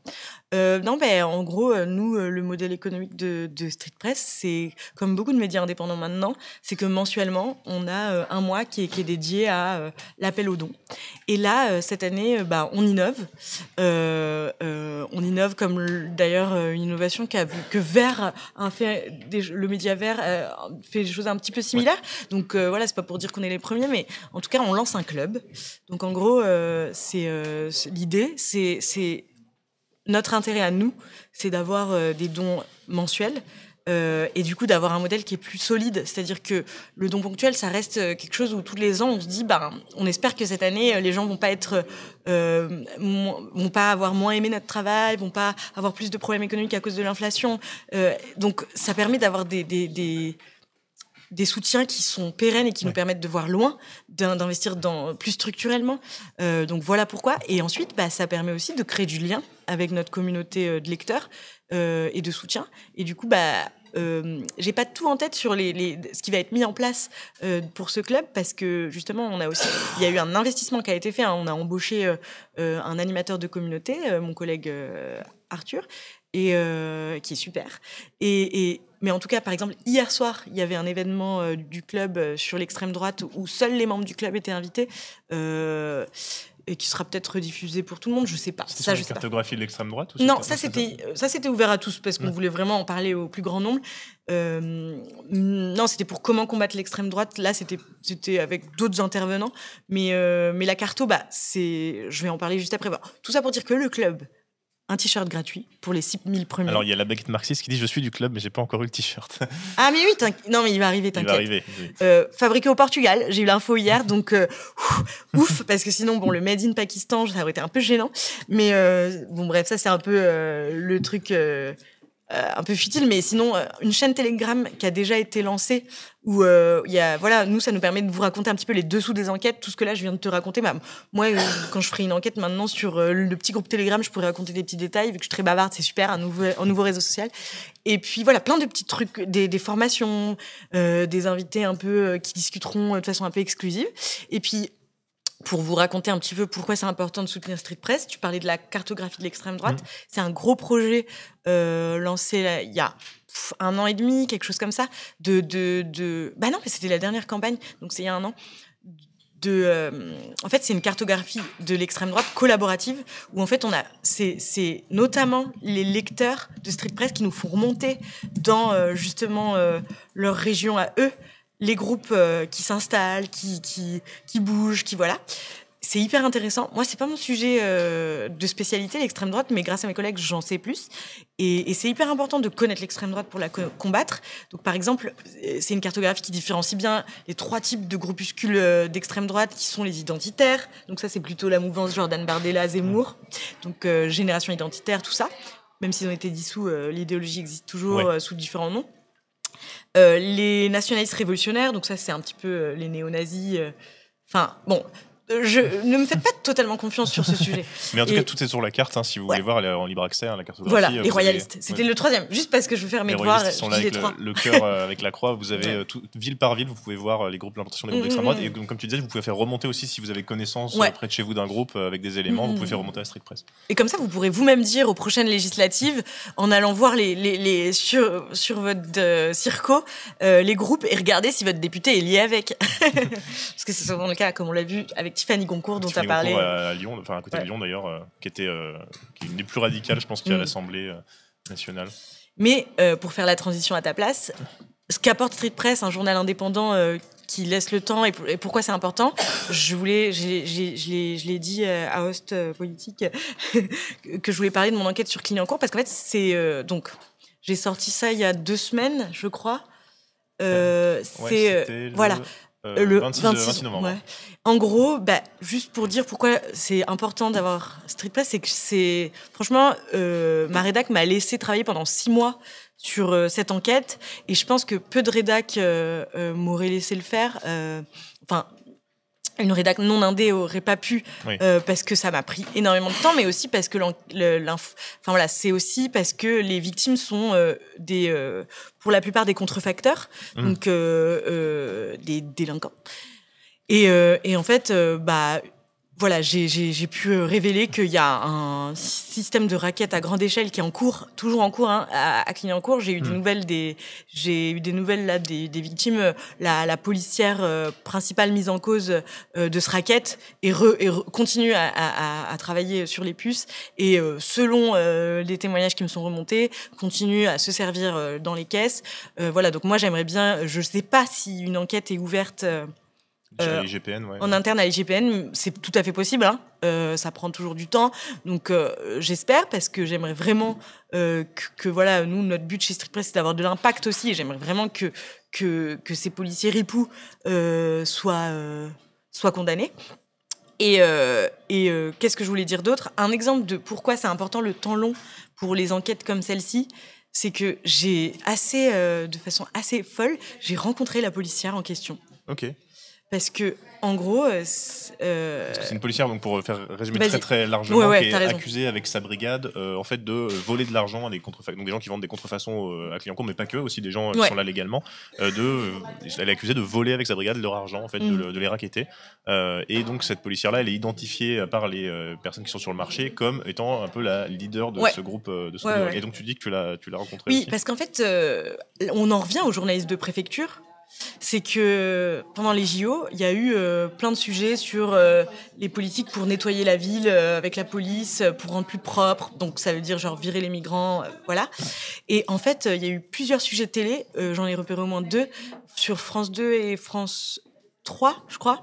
Encore eux, où en fait, caméra embarquée, les journalistes suivent cette brigade des puces, et donc elle parle à la caméra en disant à quel point elle fait bien son travail, et elle fait peur aux contrefacteurs, et ça permet de lutter contre la contrefaçon. Bon, pour tous ceux qui connaissent les puces de Clignancourt, c'est assez flagrant que la contrefaçon est toujours présente. Partout, ouais. Et du coup, je pense que c'est ce rapport avec les médias qui lui sont un peu montés à la tête, et qui ont fait que quand j'étais en reportage avec la photographe, c'était à la toute fin de cette enquête, parce que du coup, pour illustrer, je suis venue avec une amie, une collègue photographe, et donc j'ai eu de la chance, puisque ce jour-là, à ce moment-là, la brigade sur laquelle j'enquête était dans le marché Malik, donc une des parties du marché de la contrefaçon, en train de faire une saisie d'un des magasins. Donc, avec la photographe, on en a profité pour les prendre en photo, puis on leur a demandé, bien sûr, est-ce qu'on peut vous prendre en photo ? Et en fait, comme c'est des policiers qui ont l'habitude d'avoir des très bons rapports avec les journalistes, ils ont dit bien sûr. Presque ils posaient, et on leur a dit est-ce qu'on peut vous poser des questions ? Ils nous ont dit revenez à 17h quand on met les saisies au Comico. Et donc j'y suis allée, et là, mais tu sais comment c'est quand on travaille avec la police. Normalement, c'est très compliqué de parler à la police, et il y a toujours une hiérarchie qui doit valider la demande d'interview, etc. Et là, elle me dit, le secrétaire du commissariat me dit oui, elle va vous recevoir. Mais lui-même était surpris, parce qu'il m'a dit vous savez, c'est pas toujours facile. Elle m'a reçue dans ses bureaux, et elle me dit vous savez, il faut faire attention avec eux. Vous leur avez parlé ? Et en fait, c'est des gens que je connais depuis 6 mois, qui sont mes sources, et qui, pour certains, font des choses hors la loi, pour d'autres non, mais qui, en tout cas, j'ai créé des relations qui font que ils demandent à m'offrir à manger. Je n'accepte pas forcément parce que c'est compliqué, mais tout ça pour dire que je les trouve tout à fait normaux et comment dire, accueillants. Ouais. Ils sont pas hostiles. Bon, ça a mis du temps, évidemment, parce qu'au début, ils m'ont parlé de enquêtes exclusives ou des médias comme ça qui sont venus, qui ont promis qu'ils allaient cacher leur visage, et finalement on les reconnaissait, donc il y a eu des descentes après. Ils ont une défiance avec les journalistes, mais bon, voilà, il suffit juste de dire qu'on a qu'on est là pour s'intéresser à eux et pas pour raconter une chose rapidement. Et donc, quand elle me dit, faut faire attention avec eux, hein, c'est comme à la cité, ils sont dangereux. Tout de suite, ça me paraît un peu surréaliste. Et si j'avais été chez France 3 et que j'avais eu qu'une après-midi pour faire ce sujet, bah, je l'aurais cru. Donc voilà, je trouve que c'était intéressant cet échange avec elle pour comprendre que le travail sur la longueur est utile aussi pour défaire des discours qui sont répétés dans les médias et par la police. Oui, puis c'est ce que je disais sur les médias indépendants, que ce soit Street Press ou Mediapart, c'est qu'effectivement, se permettre de faire des enquêtes qui parfois même vont pas donner lieu à un article. Ça permet ça aussi, les médias indépendants, c'est de dire, ok, on n'est pas à faire de l'actu à la chaîne, à produire des brèves tous les jours ou à faire des reportages sur une demi-journée, comme tu le disais, où on n'a pas le temps de creuser, en fait. Et, quand on sort quelque chose en presse locale, moi j'ai fait des reportages en radio locale, où en fait, tu as une demi-journée, et en fait, aller au-delà du communiqué qui est envoyé ou aller au-delà de la parole officielle, il faut du temps, sinon c'est pas possible. Mais c'est sûr. Et il suffit pas, même si tu as envie de poser une question un peu plus compliquée, la personne va nier, elle va faire la langue de bois, et puis voilà, tu as ta contradiction. Donc c'est effectivement important aussi pour ça de soutenir les médias qui font de l'enquête sur le temps long, comme Street Press ou Mediapart. Donc en résumé... abonnez-vous. Voilà, merci Edoui. C'est le abonnez-vous, tu l'as pas entendu, mais non. On a du son là. Ah oui, trop stylé. Ouais. Mais on a passé le casque, donc... écoute, c'était encore un peu de temps, je propose qu'on peut lire un peu l'article. Ok, si tu veux, avec plaisir. Oui, avec plaisir.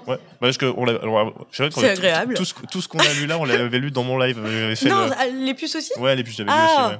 Mais on avait aussi regardé la cartographie de l'extrême droite. Okay. Les gens demandaient leur ville et tout, donc ludique, voilà. Mais effectivement, il y a pas mal de trucs à voir. Mais on va voir, hein, mais comme ça permet aussi de parler des coulisses et puis de montrer comment tu travailles au quotidien. Donc là, c'est encore quelque chose de proprement hallucinant qui se passe sous nos yeux, mais ce que tu dis, ce fait, avec du temps, on peut révéler ça quand même relativement. Et c'est vrai qu'en plus, c'est un monde, hein, les puces de Clignancourt, c'est-à-dire que c'est beaucoup d'Algériens et de Marocains qui parlent en arabe. Dit comme ça, c'est bizarre, mais tout ça pour dire qu'ils sont dans leur monde, et pour qu'ils me fassent confiance, il a quand même fallu un petit peu de temps. Et même moi, quand j'y vais, je suis épuisée parce que il faut toujours que je négocie un petit peu.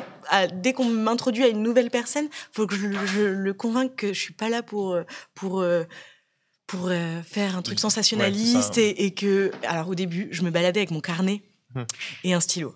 Et une de mes sources qui m'a introduit aux autres me disait, mais arrête, cache ton carnet. Et il a pris un sac noir et il a mis mon carnet dans le sac noir, et puis il l'a mis dans son manteau. Il a dit, mais voilà, parce qu'en fait ça fait beaucoup trop anthropologue ou sociologue, ça fait bizarre, quoi.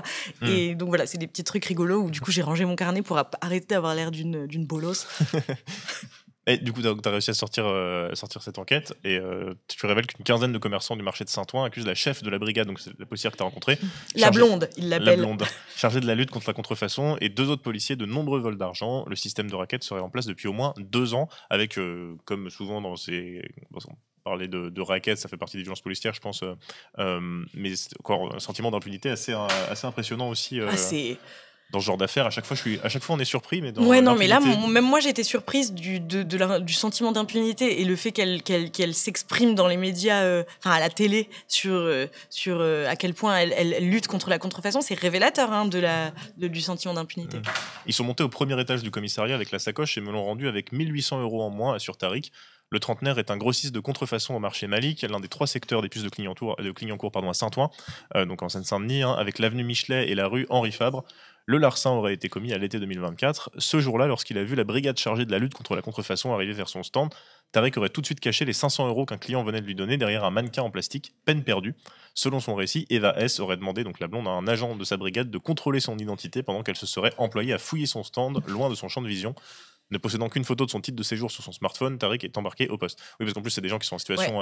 donc, ils ont des activités qui sont illégales, de toute façon, et en plus, ils ont des situations administratives qui sont parfois compliquées, quoi. Ouais, et c'est intéressant parce que le mode opératoire où, en fait, elle fouille le stand et puis elle demande à un collègue de contrôler son identité plus loin pour qu'il voit pas ce qu'elle fait, c'est un mode opératoire qui se répète dans les témoignages de gens qui m'ont parlé à des moments et à des endroits différents. Donc ça, c'est aussi une façon de constituer la preuve. Je ne voulais pas dormir là-bas, il faisait 36 degrés, j'ai dit ce n'est pas mon argent, tu peux le prendre. Je suis reparti sans voir l'officier de police judiciaire, ils m'ont relâché sans rien déclarer, donc il a acheté sa libération. Quoi. Et il me fait rire, il m'a fait rire parce qu'il m'a dit moi j'ai l'habitude de la police. Donc parce que c'est une personne qui fait des choses illégales. Il m'a dit mais du coup je sais que ça se passe pas comme ça normalement. Oui, il a l'habitude des procédures. Donc il sait que là c'est des procédures qui sont faites de façon irrégulière, quoi. Oui, c'est ça. Pourtant, la procédure veut que lorsqu'un gardien de la paix procède à une interpellation sur la voie publique, l'officier de police judiciaire, l'OPJ, prenne le relais au commissariat. Au total, en cumulant les 500 € de son stand et les 1800 € de sa sacoche, l'Algérien estime que les policiers lui ont volé 2300 € ce jour-là. Donc, sur les 7 hectares de marché, deux mondes cohabitent. Les chineurs d'antiquaires au portefeuille bombé croisent les petites bourses venues dégoter bijoux en toc, puffs et narguilés ou produits contrefaits de luxe et de sportswear. Là encore, il y a un gros truc racial Opus qui est assez impressionnant. Il y a vraiment une répartition raciale des métiers. Donc les antiquaires sont blancs et les contrefacteurs, mais pas que, parce qu'il y a aussi les bijoux en toc, même de l'art, parfois de l'art africain ou des encens indiens racisés. Et du coup, les choses pas chères, c'est fait par les racisés et les choses chères sont faites par les blancs. Et c'est assez frappant quand on y va souvent, la séparation raciale. Et donc dans cette foule bigarrée, des policiers de Saint-Ouen censés contrôler les contrefacteurs se serviraient allègrement dans les caisses, donc sans que ça ait d'effet sur la contrefaçon en plus, parce que c'est censé être leur but à la base. Oui. Et pendant 6 mois, donc c'est ce que tu disais, Street Press a recueilli les témoignages d'une quinzaine de commerçants et de 2 salariés de la société gestionnaire Mandon Somarep. Ils accusent 3 agents de la brigade territoriale de terrain, donc la BTC 824, de raquettes à grande échelle. 6 vendeurs disent avoir été extorqués de sommes allant jusqu'à 50 000 €. Plusieurs témoins confirment les scènes décrites forcément. Qui dit activité illégale dit beaucoup de cash. Tous estiment connaître entre 30 et 40 commerçants qui auraient été victimes de raquettes dans une période qui s'étend sur au moins 2 ans. Certaines des victimes vendent de la contrefaçon, d'autres non. Par peur des représailles, ils ont accepté de parler à condition que leur identité soit anonymisée. Et tu vois, là, c'est la photo, là. Ah mince, elle n'est pas à l'écran. Ah pardon, je l'ai mis. Non, t'inquiète. Oula. C'est pour te... Il y a une chute d'escabeau. Tu vois, c'est le moment où on leur demande est-ce qu'on peut vous prendre en photo ? Ouais. On fait un reportage sur la contrefaçon, ce qui n'est pas totalement faux. Et voilà, ils se sont prêtés au jeu, quoi. Pour te montrer le sentiment d'impunité. Et une question dans le chat, c'est est-ce que Lina sait si le racket par des agents de police c'est quelque chose de chronique au plus de Clignancourt ou même de Montreuil qui revient toutes les X années ? Je sais pas si tu veux le lire en entier. Ouais, on peut. Ok. Du coup, plus tard, vous allez voir... On en reparle. La brigadière Eva S, à la tête de l'équipe mise en cause, a confirmé à Street Press que sa brigade était la seule unité de police du pays à gérer la contrefaçon à la place des douanes, et normalement du ressort des douaniers. Interrogée plus tard par SMS sur les accusations de vol la concernant, elle n'a pas répondu. Contactée, le parquet de Bobigny indique qu'aucune enquête visant des faits de vol commis par des policiers de Saint-Ouen n'est en cours. Je ne sais pas si c'est toujours le cas maintenant. En fait, j'espère... Je vais pas me jinx. J'aimerais bien faire une partie 2 si j'ai plus d'infos et je me jinx. Je me jinx. Bon, et dans ce cas-là, je leur demanderai évidemment. Mais voilà, on verra. Et de toute façon, oui, si je fais pas de partie 2, je leur demanderai dans quelques temps. La préfecture de police de Paris n'a quant à elle pas donné suite. Préfecture de police qui est à Paris, c'est particulier. À Paris, ouais, c'est pas le parquet. C'est pas comment on dit l'hôtel de police. Je sais plus comment on dit. Attends. Moi non plus, c'est complexe, l'administration. Mais en tout cas, ouais, c'est la préfecture de police de Paris qui gère la brigade. Mohamed, donc c'est pas son vrai prénom, un autre contrefacteur rencontré au marché Malik, lui aussi a été emmené au poste par la policière Eva S. Elle a menti à l'OPJ en disant que j'étais un vendeur à la sauvette qui a voulu fuir. Les agents lui auraient volé plus de 1 000 €. Quant à Naïm, aussi un nom d'emprunt, vendeur de fausses paires d'Adidas à 15 €, il n'a débarqué en France qu'il y a 1 mois et n'a pas de titre de séjour. Alors quand les fonctionnaires commettent leurs méfaits, ils n'osent protester. Évidemment, c'est très facile de voler de l'argent des personnes en situation aussi en situation irrégulière. Ouais. Quand ils passent, ils prennent des baskets et des sacoches avec les sous, affirme-t-il. Même son de cloche plus bas, avenue Michelet, Abdelkrim, vendeur de produits contrefaits d'une quarantaine d'années, accepte de nous parler. Après notre 5e passage au puce, sa boutique aurait été fouillée à 5 reprises. Il estime qu'entre 40 et 50 000 € d'argent liquide qui lui appartenait ont fini entre les mains de la brigade. Ça peut paraître beaucoup, mais en réalité, comme ils font tout en cash, et ce qui est aussi une des raisons pour lesquelles ils peuvent pas vraiment porter plainte, et que voilà, en fait, c'est aussi payer les loyers, payer la place aux placiers. Ouais. Enfin. La question des placiers aussi, je pense que c'est intéressante sur. Ouais. Et qui parfois eux aussi sont mis en cause dans des affaires ils prennent plus d'argent qu'ils ne devraient pour placer les gens. Enfin, c'est juste pour dire tout le monde. C'est un milieu où le droit est respecté nulle part. Donc, enfin, tout le monde. C'est une zone grise. Ouais. Elle vient, elle cherche de l'argent dans la sacoche, les cartons, la réserve. S'il y a l'argent, elle te laisse tranquille, sinon elle prend la marchandise. Elle m'a pris une somme phénoménale. Et donc, ce que je disais aussi, c'est que c'est pas uniquement des contrefacteurs qui sont visés par ce racket. Ouais, non, pas du tout. C'était important de le souligner. Hein. Je pense que c'est un engrenage, le racket policier, c'est-à-dire que je pense qu'il y a... Alors, ça, c'est aussi ce que des policiers me racontent. Hein. C'est la facilité. En fait, c'est tellement facile de prendre de l'argent parce qu'il est là, c'est de l'argent pas déclaré. Que, en fait, c'est un engrenage où un sentiment de toute puissance et d'argent facile dans lequel, je pense, il tombe. Et du coup, je pense qu'au début, c'était que les contrefacteurs. Et puis, ils se sont dit, bon, bah, finalement, en fait, pourquoi pas également celui qui vend tel produit Lego Là, tu prends l'exemple de Bachir et son oncle Mehdi qui vendent des produits Lego dans une boutique de l'avenue Michelet. La famille est installée aux puces depuis plus de 20 ans.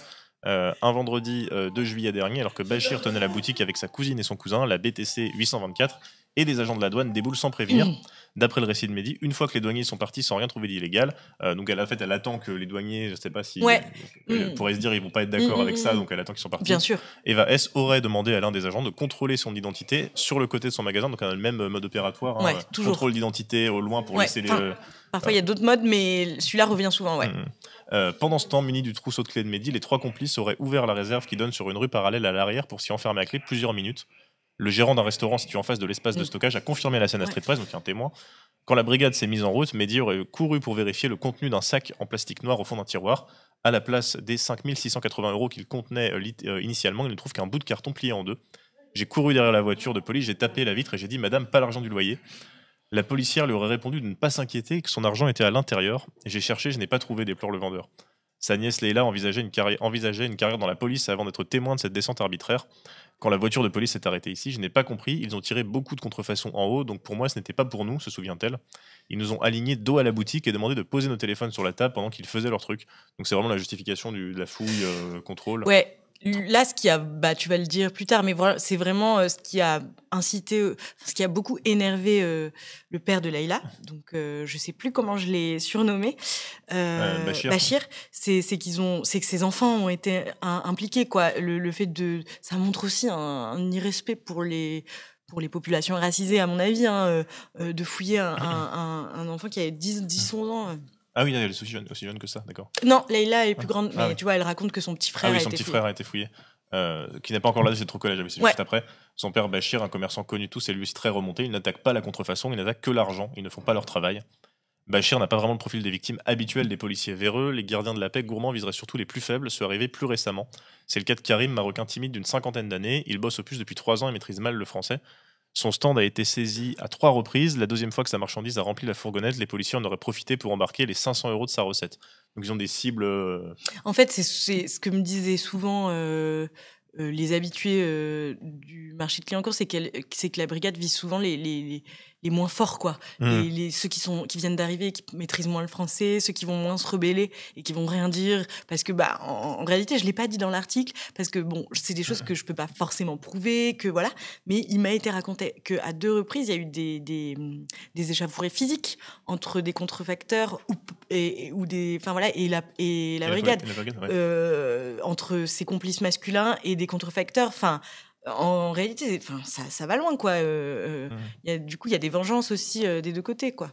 Depuis que l'équipe de la Blonde rôde, les vendeurs de Cliquetis éviteraient de se balader avec trop d'argent liquide sur eux. J'entends 2-3 nouvelles histoires de raquettes par semaine. C'est hallucinant, on se croirait en Colombie, commente Naël, un habitué. Et est-ce que tu as eu l'impression, en parlant avec les gens, que ça s'accélérait aussi, la récurrence ? En fait, alors oui, il y a vraiment un truc aussi de conflictualité qui se crée où il y a les contrefacteurs vont avoir tendance à se rebeller. Et d'ailleurs, parler dans l'article, c'est aussi une rébellion. Ça m'a un peu peiné, mais il m'a été remonté qu'il y a eu une fermeture de 6 magasins de contrefaçon la semaine dernière et que ça aurait été par vengeance après l'article.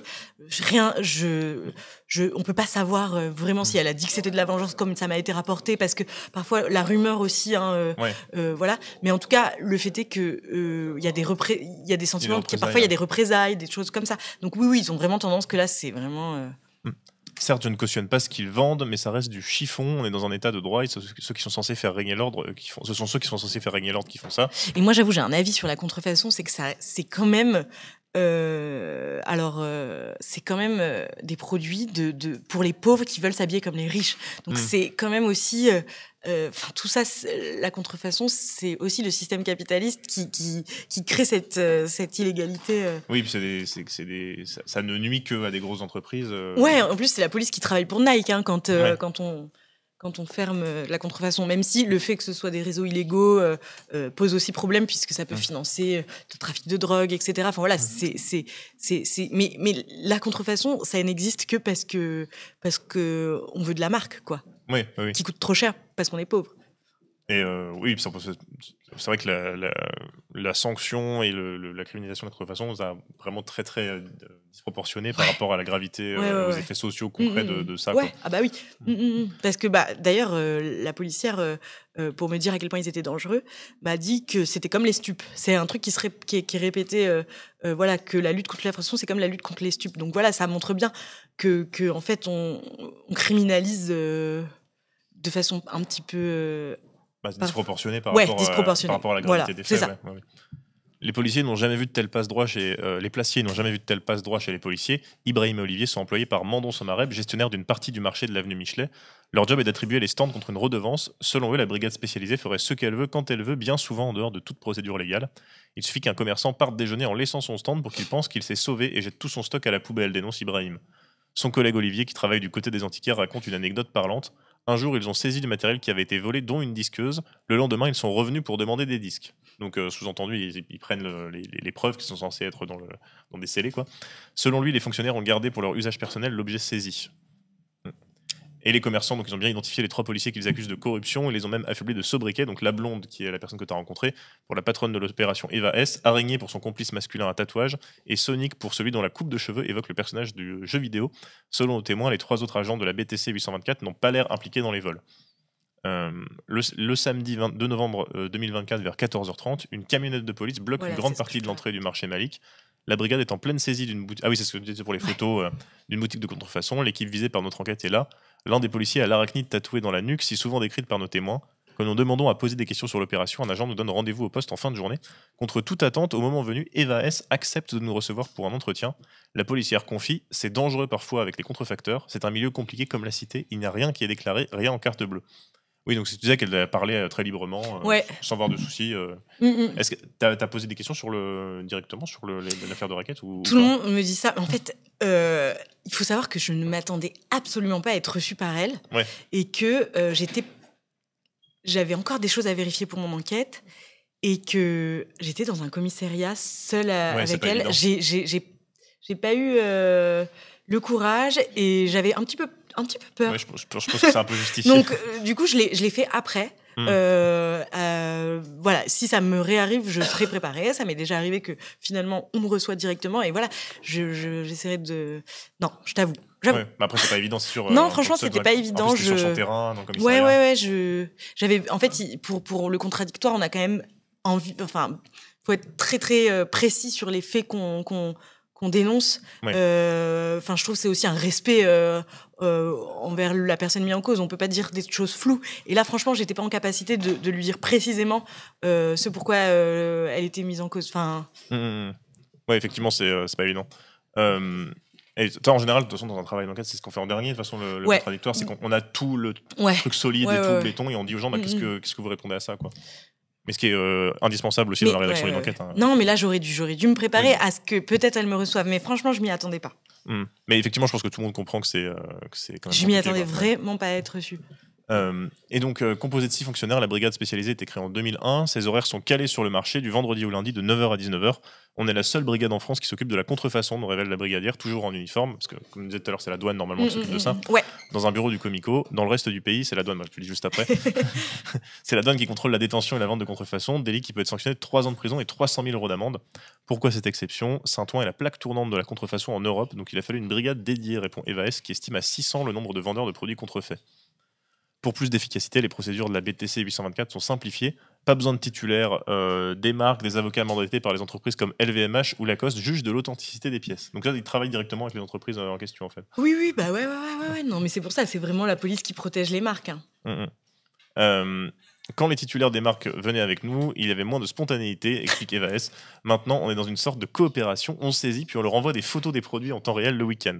Enfin, ce pouvoir inédit entre les mains des policiers a déjà entraîné des dérives. En 2007, 4 policiers, on parlait de la régularité tout à l'heure, 4 policiers de la brigade ont été condamnés à du sursis pour vol, rapporte un article du Parisien.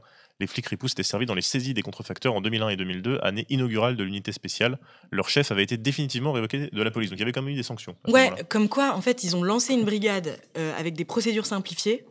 Les 2 premières années, il y avait déjà des vols. Enfin, comme quoi, enfin voilà, c'est à un moment donné. La simplification des procédures, ça entraîne aussi des effets. Enfin, je sais pas. Je suis pas sûre. Peut-être qu'ils le feraient moins s'il y avait des avocats derrière eux.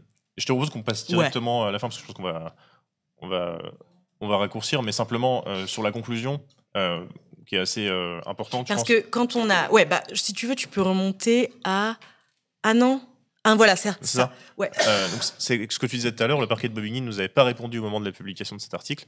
La vice-procureure indique par ailleurs qu'aucune enquête visant l'équipe d'Eva S n'est en cours. Le parquet signale simplement qu'une enquête a été confiée à l'IGPN en 2022 pour des faits de violation de domicile visant des agents de la BTC 824. Elle a été classée sans suite en mars 2023. Est-ce que tu sais c'est en rapport avec Liancourt ou c'est possible, hein.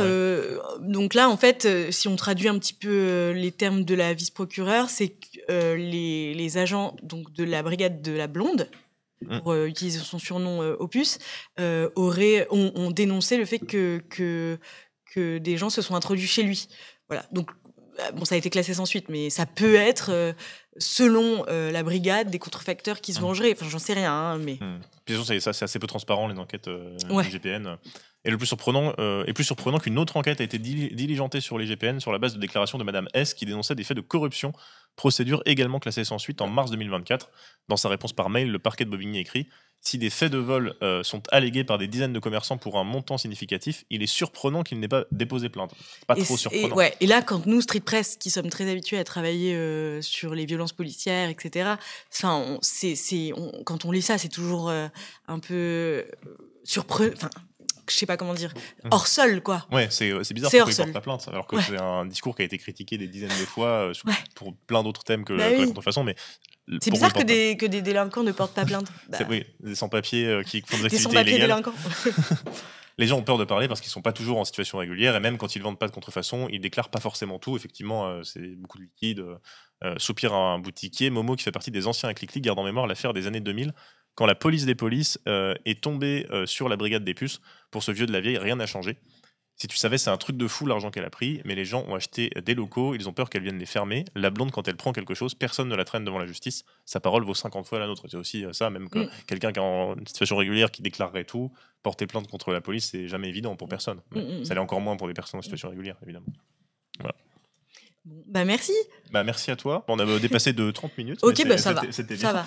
Oui, grave. Bah merci d'être resté aussi longtemps déjà. Bah merci à toi de m'avoir invité. Et puis on rappelle la campagne donc de Street Press, soutenez les médias indépendants, abonnez-vous, tout ça.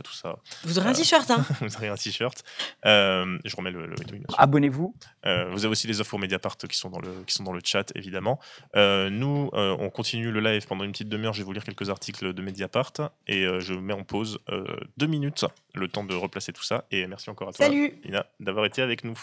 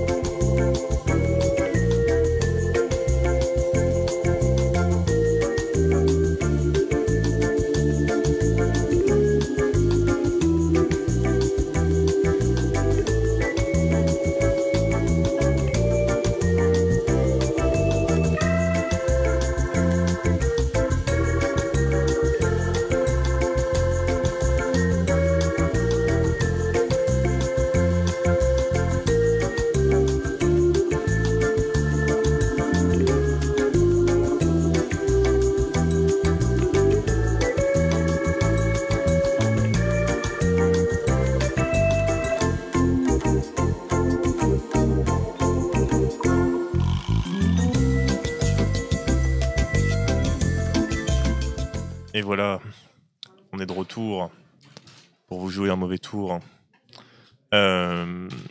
Donc voilà, merci Alina d'être venue. Bon, on a dépassé, mais vous voyez, c'est aussi ça qui est bien avec le format Twitch, c'est qu'on peut, on peut dépasser. De toute façon, ce sera tout disponible en replay sur YouTube, sur YouTube Mediapart, et c'est aussi disponible évidemment en replay sur Twitch pour les personnes qui auraient raté le début de l'émission. Vous pouvez voir, vous pouvez retrouver tout ça, vous pouvez retrouver tout ça assez facilement sur la chaîne YouTube de Mediapart. Il y aura aussi un petit article normalement sur le sujet, enfin une petite page. C'est quoi la musique ? C'est la musique de Mediapart, qui est spécialement pour le compte Twitch.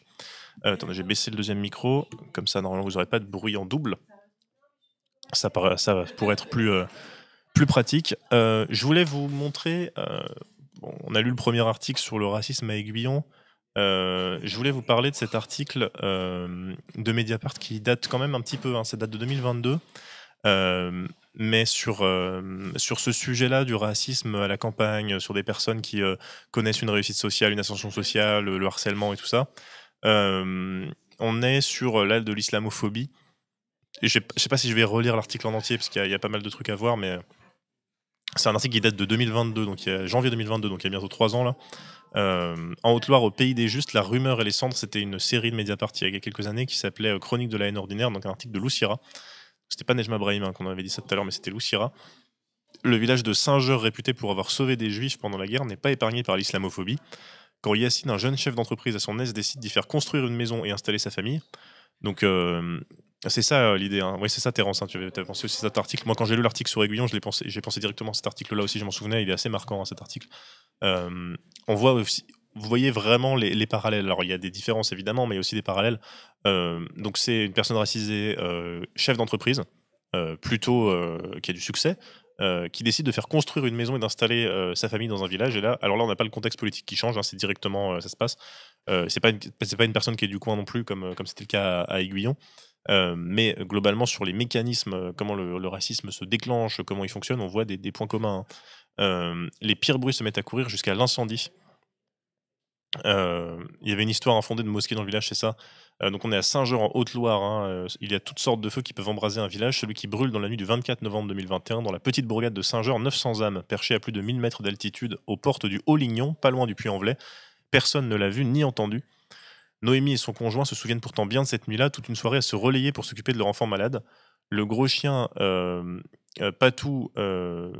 alors bonjour, j'habite Saint-Jean, le maire devrait changer de prochaine municipale et il est beaucoup plus ouvertement raciste que l'actuel. Donc c'est pas non plus... ce qui est une très très mauvaise nouvelle. Alors je sais pas si cette personne est toujours installée dans le village, je ne sais pas. Noémie et son conjoint se souviennent pourtant bien de cette nuit-là. Alors toute une soirée à se relayer pour s'occuper de leur enfant malade, le gros chien Patou de la famille, posté dehors, n'a pas aboyé. Alors quand il a vu les flammes danser près du mur de la cuisine, le conjoint de Noémie a pensé à la réverbération de leur poêle à bois. Pas à la possibilité que le terrain du voisin soit en feu, il devait être 5 heures passées. Donc là on était aussi sur l'incendie, dans l'article de Street Press, on voyait des dégradations sur la voiture de sa secrétaire du patron et du harcèlement administratif. Là on est direct sur l'incendie. Dans l'article de Street Press on avait un chien qui a été tué, enfin voilà, bref, on voit vraiment des pratiques communes, quoi. Tu sais, Dolly Kosef, parce que tu connais le village, il a abandonné l'idée, mais il veut quand même récupérer l'investissement dans le terrain. Donc il habite plus ici, mais il veut quand même récupérer l'argent qu'il a investi dans le terrain, c'est ça. Donc oui, d'accord. Donc la possibilité que le terrain du voisin soit en feu. À quelques mètres de là, Denis, 65 ans, ouvrier mécanique à la retraite, levé aux aurores, est interpellé par l'éclat blanc-bleu d'un gyrophare. Il pense à tort aux lumières du chasse-neige, ce sont en fait les pompiers qui interviennent. Ah oui, il a jamais vraiment habité, mais il voulait s'y installer. Bon, il a abandonné, évidemment, on comprend avec le contexte. Les outils d'Algeco et le véhicule de chantier de son voisin Yacine F, 38 ans, père de 3 enfants et engagé dans les travaux de terrassement de sa future maison, viennent de partir en fumée. Denis, furieux, prend son téléphone pour annoncer la mauvaise nouvelle à ce jeune voisin qui réside à Lyon avec sa famille en attendant la fin des travaux. Les fumiers, ils ont mis le feu à ton chantier. Il, qui, Denis n'en sait rien, ou préfère ne pas accuser à tort. 3 mois après l'incendie, en cette fin du mois de janvier, sa colère reste intacte car rien n'a bougé à Saint-Jean. Les épaves calcinées sont toujours à la même place, l'enquête des gendarmes semble au point mort et l'omerta règne au village. Seule nouveauté, des affiches du groupuscule identitaire Les Nationalistes vantant la France du travail et des familles contre l'immigration ont fait leur apparition sur les transformateurs du bourg avant d'être rapidement arrachées. Denis fulmine, on ne sait pas qui a mis le feu, mais on sait qui a allumé la mèche. La mèche, c'est la rumeur, ce feu qui brûle dans un murmure et qui a embrasé le village bien avant l'incendie.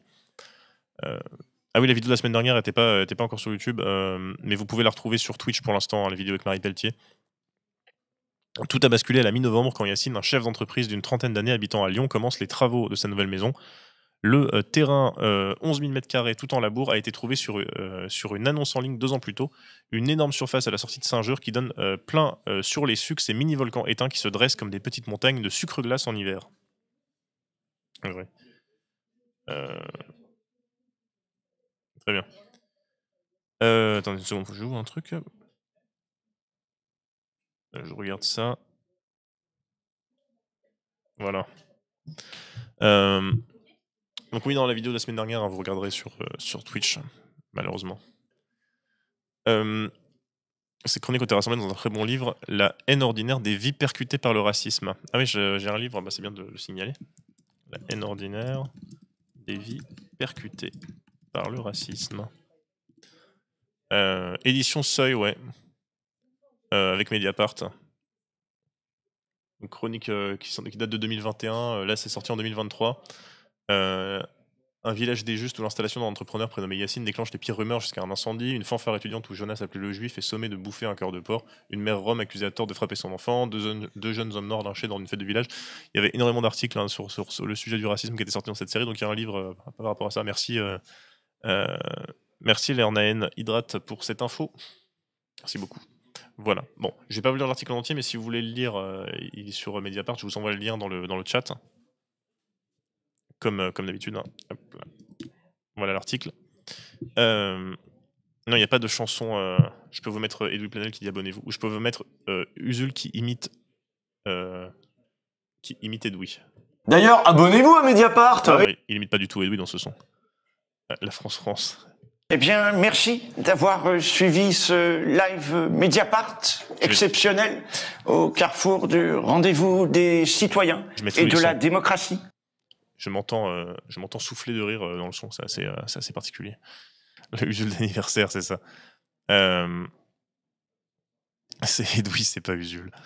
Non, mais il y a l'autre son, mais que je ne mettrai pas, c'est Edoui qui imite Usul, qui imite Edoui. C'est assez terrifiant.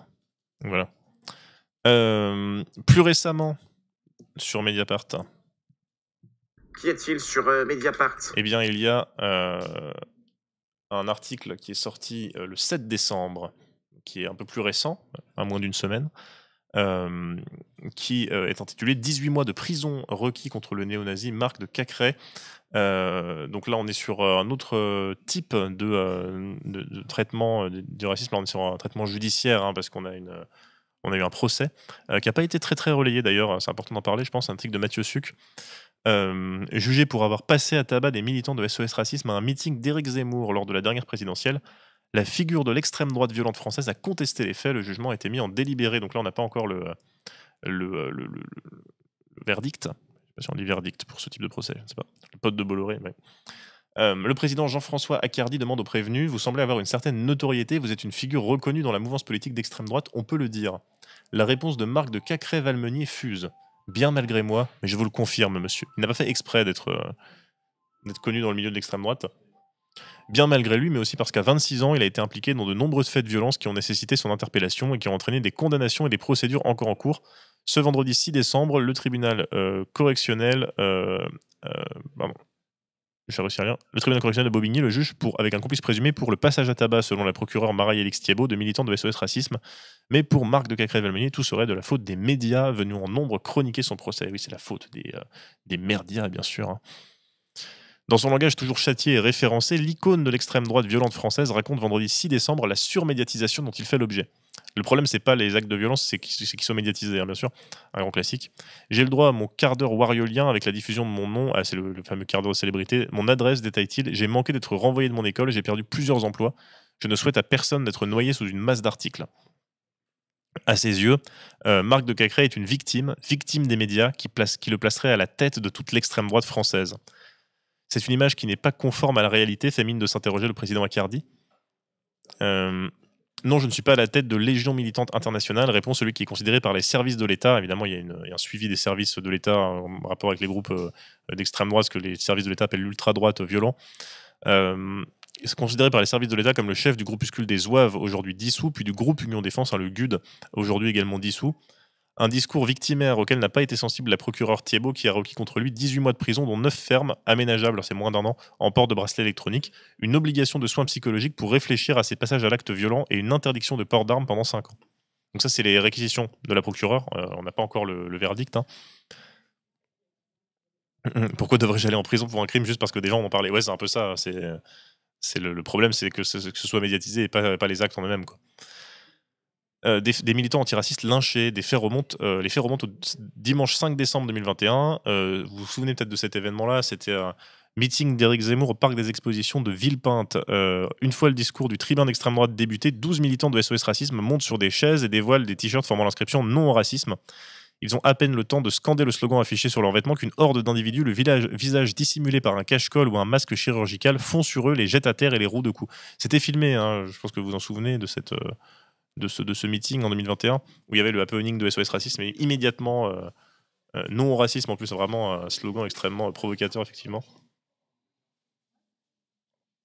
C'était oui, un meeting, on a vu des saluts, oui, enfin meeting de Zemmour avec des chaises balancées, tout à fait, ouais. Une fois donc ils ont été roués de coups. Si les violences ayant duré entre 1 et 2 minutes ont entraîné des incapacités temporaires de travail de moins de 8 jours, c'est le niveau de 8 jours qui définit aussi la dureté de la sanction judiciaire. En dessous de 8 jours, c'est moins sévèrement puni qu'à partir de 8 jours. Les militants sont venus à la barre témoigner de leur lynchage et du traumatisme que cela a occasionné, et aussi de leur frustration de ne trouver que 2 hommes sur le banc des prévenus alors que leurs agresseurs étaient plusieurs dizaines. On n'est peut-être pas dans le cadre d'une enquête parfaite, a reconnu la procureure. Effectivement, seulement certaines personnes ont été identifiées et interpellées. La présence de Marc de Cacré au meeting de Zemmour est établie par sa téléphonie. Les enquêteurs et des médias dont Mediapart vont l'identifier sur les vidéos. La scène a été filmée par les nombreux journalistes présents au meeting, ce que je vous disais tout à l'heure, il y a des images. Comme l'individu porteur d'un cache-cou jetant une chaise sur un militant antiraciste et portant plusieurs coups de poing, et 4 des victimes vont le reconnaître lors d'une parade d'identification. À l'audience, le président Accardi montre au prévenu une photo tirée d'une vidéo censée le représenter. Donc réponse de Cacré, la photo est d'une qualité particulièrement mauvaise. Écoutez, non, je ne me reconnais pas du tout. Je n'ai appris les violences qu'à posteriori. La salle était gigantesque, là où j'étais on ne voyait, on n'entendait rien, prétend-il. Et la présence documentée par les services de renseignement des Zouaves, le groupuscule qu'il dirigeait. Je n'étais pas avec des gens qui appartenaient de près ou de loin aux Zouaves de Paris. Il y avait 13 000 personnes. Comme écrirait Albert Camus, il fait des citations en plus. Hein. Bonjour Big Glass. Hein. Il fait des citations très bien. Comme écrirait Albert Camus, j'étais parmi eux et pourtant j'étais seul, cite le prévenu lettré. C'est un petit peu risible, alors excusez-moi. Et puis de toute façon, ces Zouaves de Paris, c'est un groupe qu'il a fréquenté de manière anecdotique durant ses années étudiantes. Il n'a eu aucun rôle moteur au sein de ce groupe. Un peu plus tard, au cours du procès, il va se contredire en reconnaissant, sans qu'on le lui demande, que c'est lui qui a été destinataire du décret de dissolution de ce groupuscule, ce qui établit comment les services de l'État le considéraient comme le chef des Zouaves qui défrayait la chronique. Voilà. Bon, il a reçu la dissolution du groupe, mais il ne faisait pas partie du groupe. Quand même particulier. Le pull-over noir, tout à ses dénégations, le prévenu ose « Je n'ai pas l'habitude de porter des vêtements de couleur noire ». Le président l'interrompt, à part aujourd'hui, Marc de Cacré arbore un pull de couleur noire. Rire dans la salle. Jean-François Accardi évoque d'autres photos prises dans d'autres lieux. Je vais vous contredire, mais si vous avez l'habitude. C'est assez hilarant. Bah, c'est bien de préparer une défense, mais bon, il faut que ce soit un petit peu en lien avec la réalité quand même. Le prévenu qui n'apprécie pas qu'on se moque de lui ne répond pas à la remarque du magistrat, mais à ceux qui ont ri. Si les personnes derrière moi que j'entends ricaner étaient frappées de daltonisme, je précise que je porte une chemise blanche, des baskets grises et un jean bleu. Ce n'est pas faux, mais on ne voit que son pull.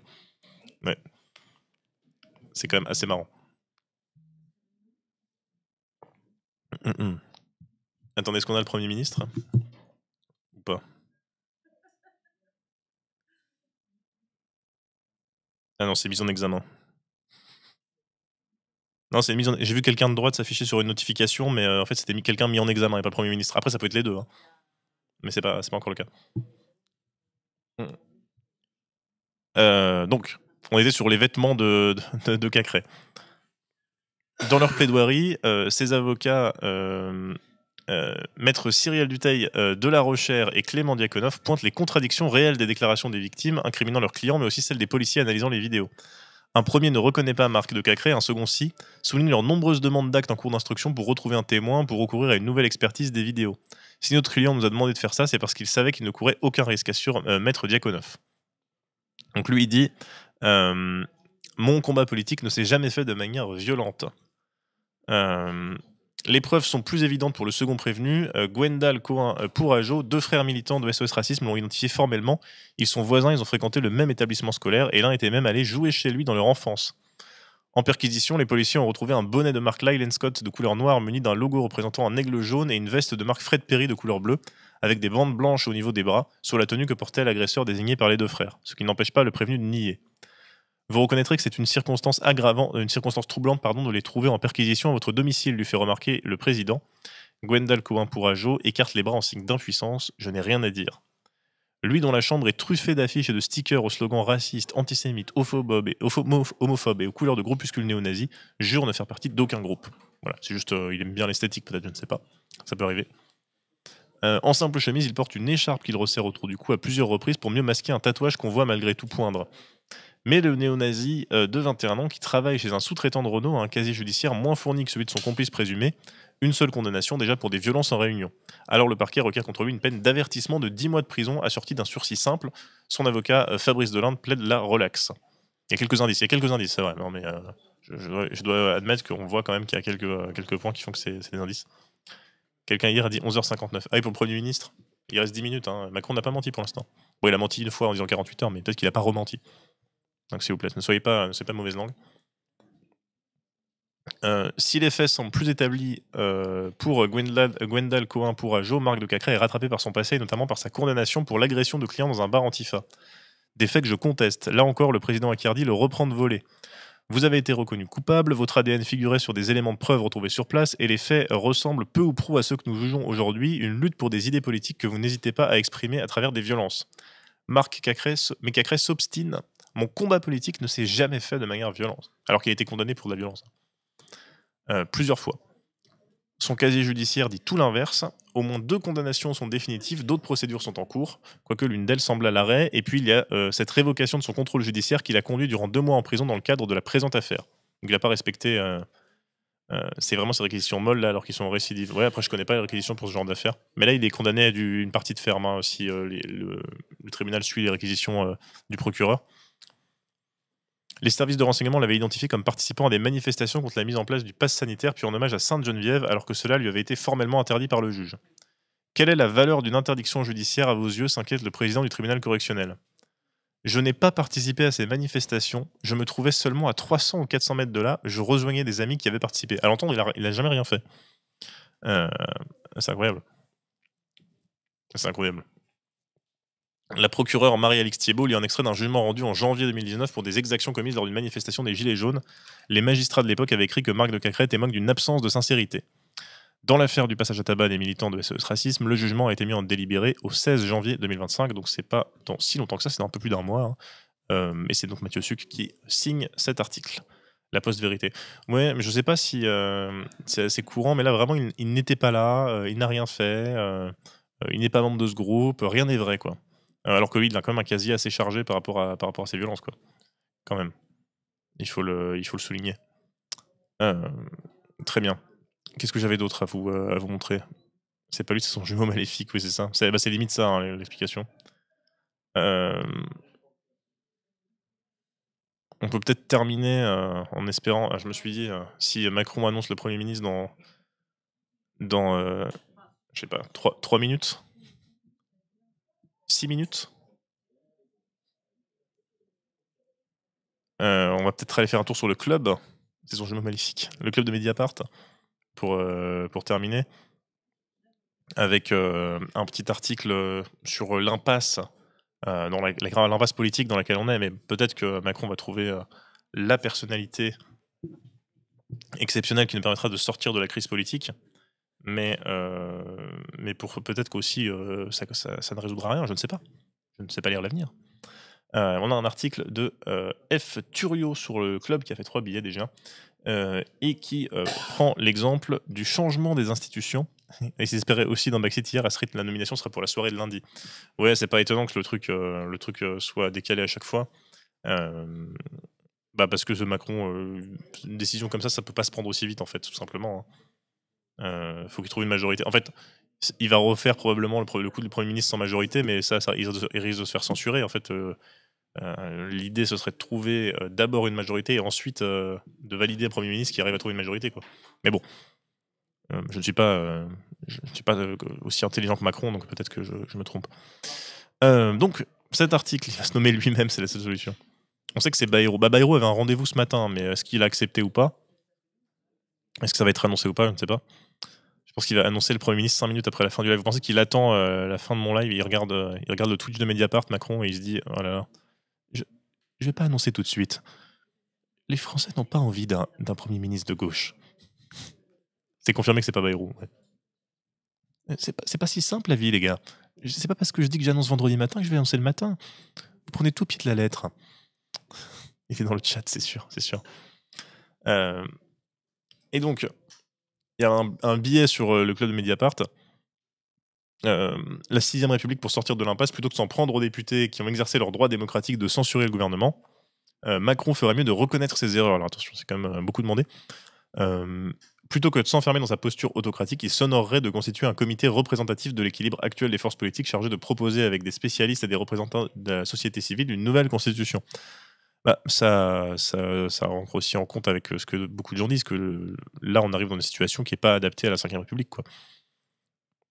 Effectivement, la question des institutions va se poser. Plutôt que de s'en prendre aux députés, alors on va voir ça, Macron ferait mieux de reconnaître ses erreurs et même ses fautes.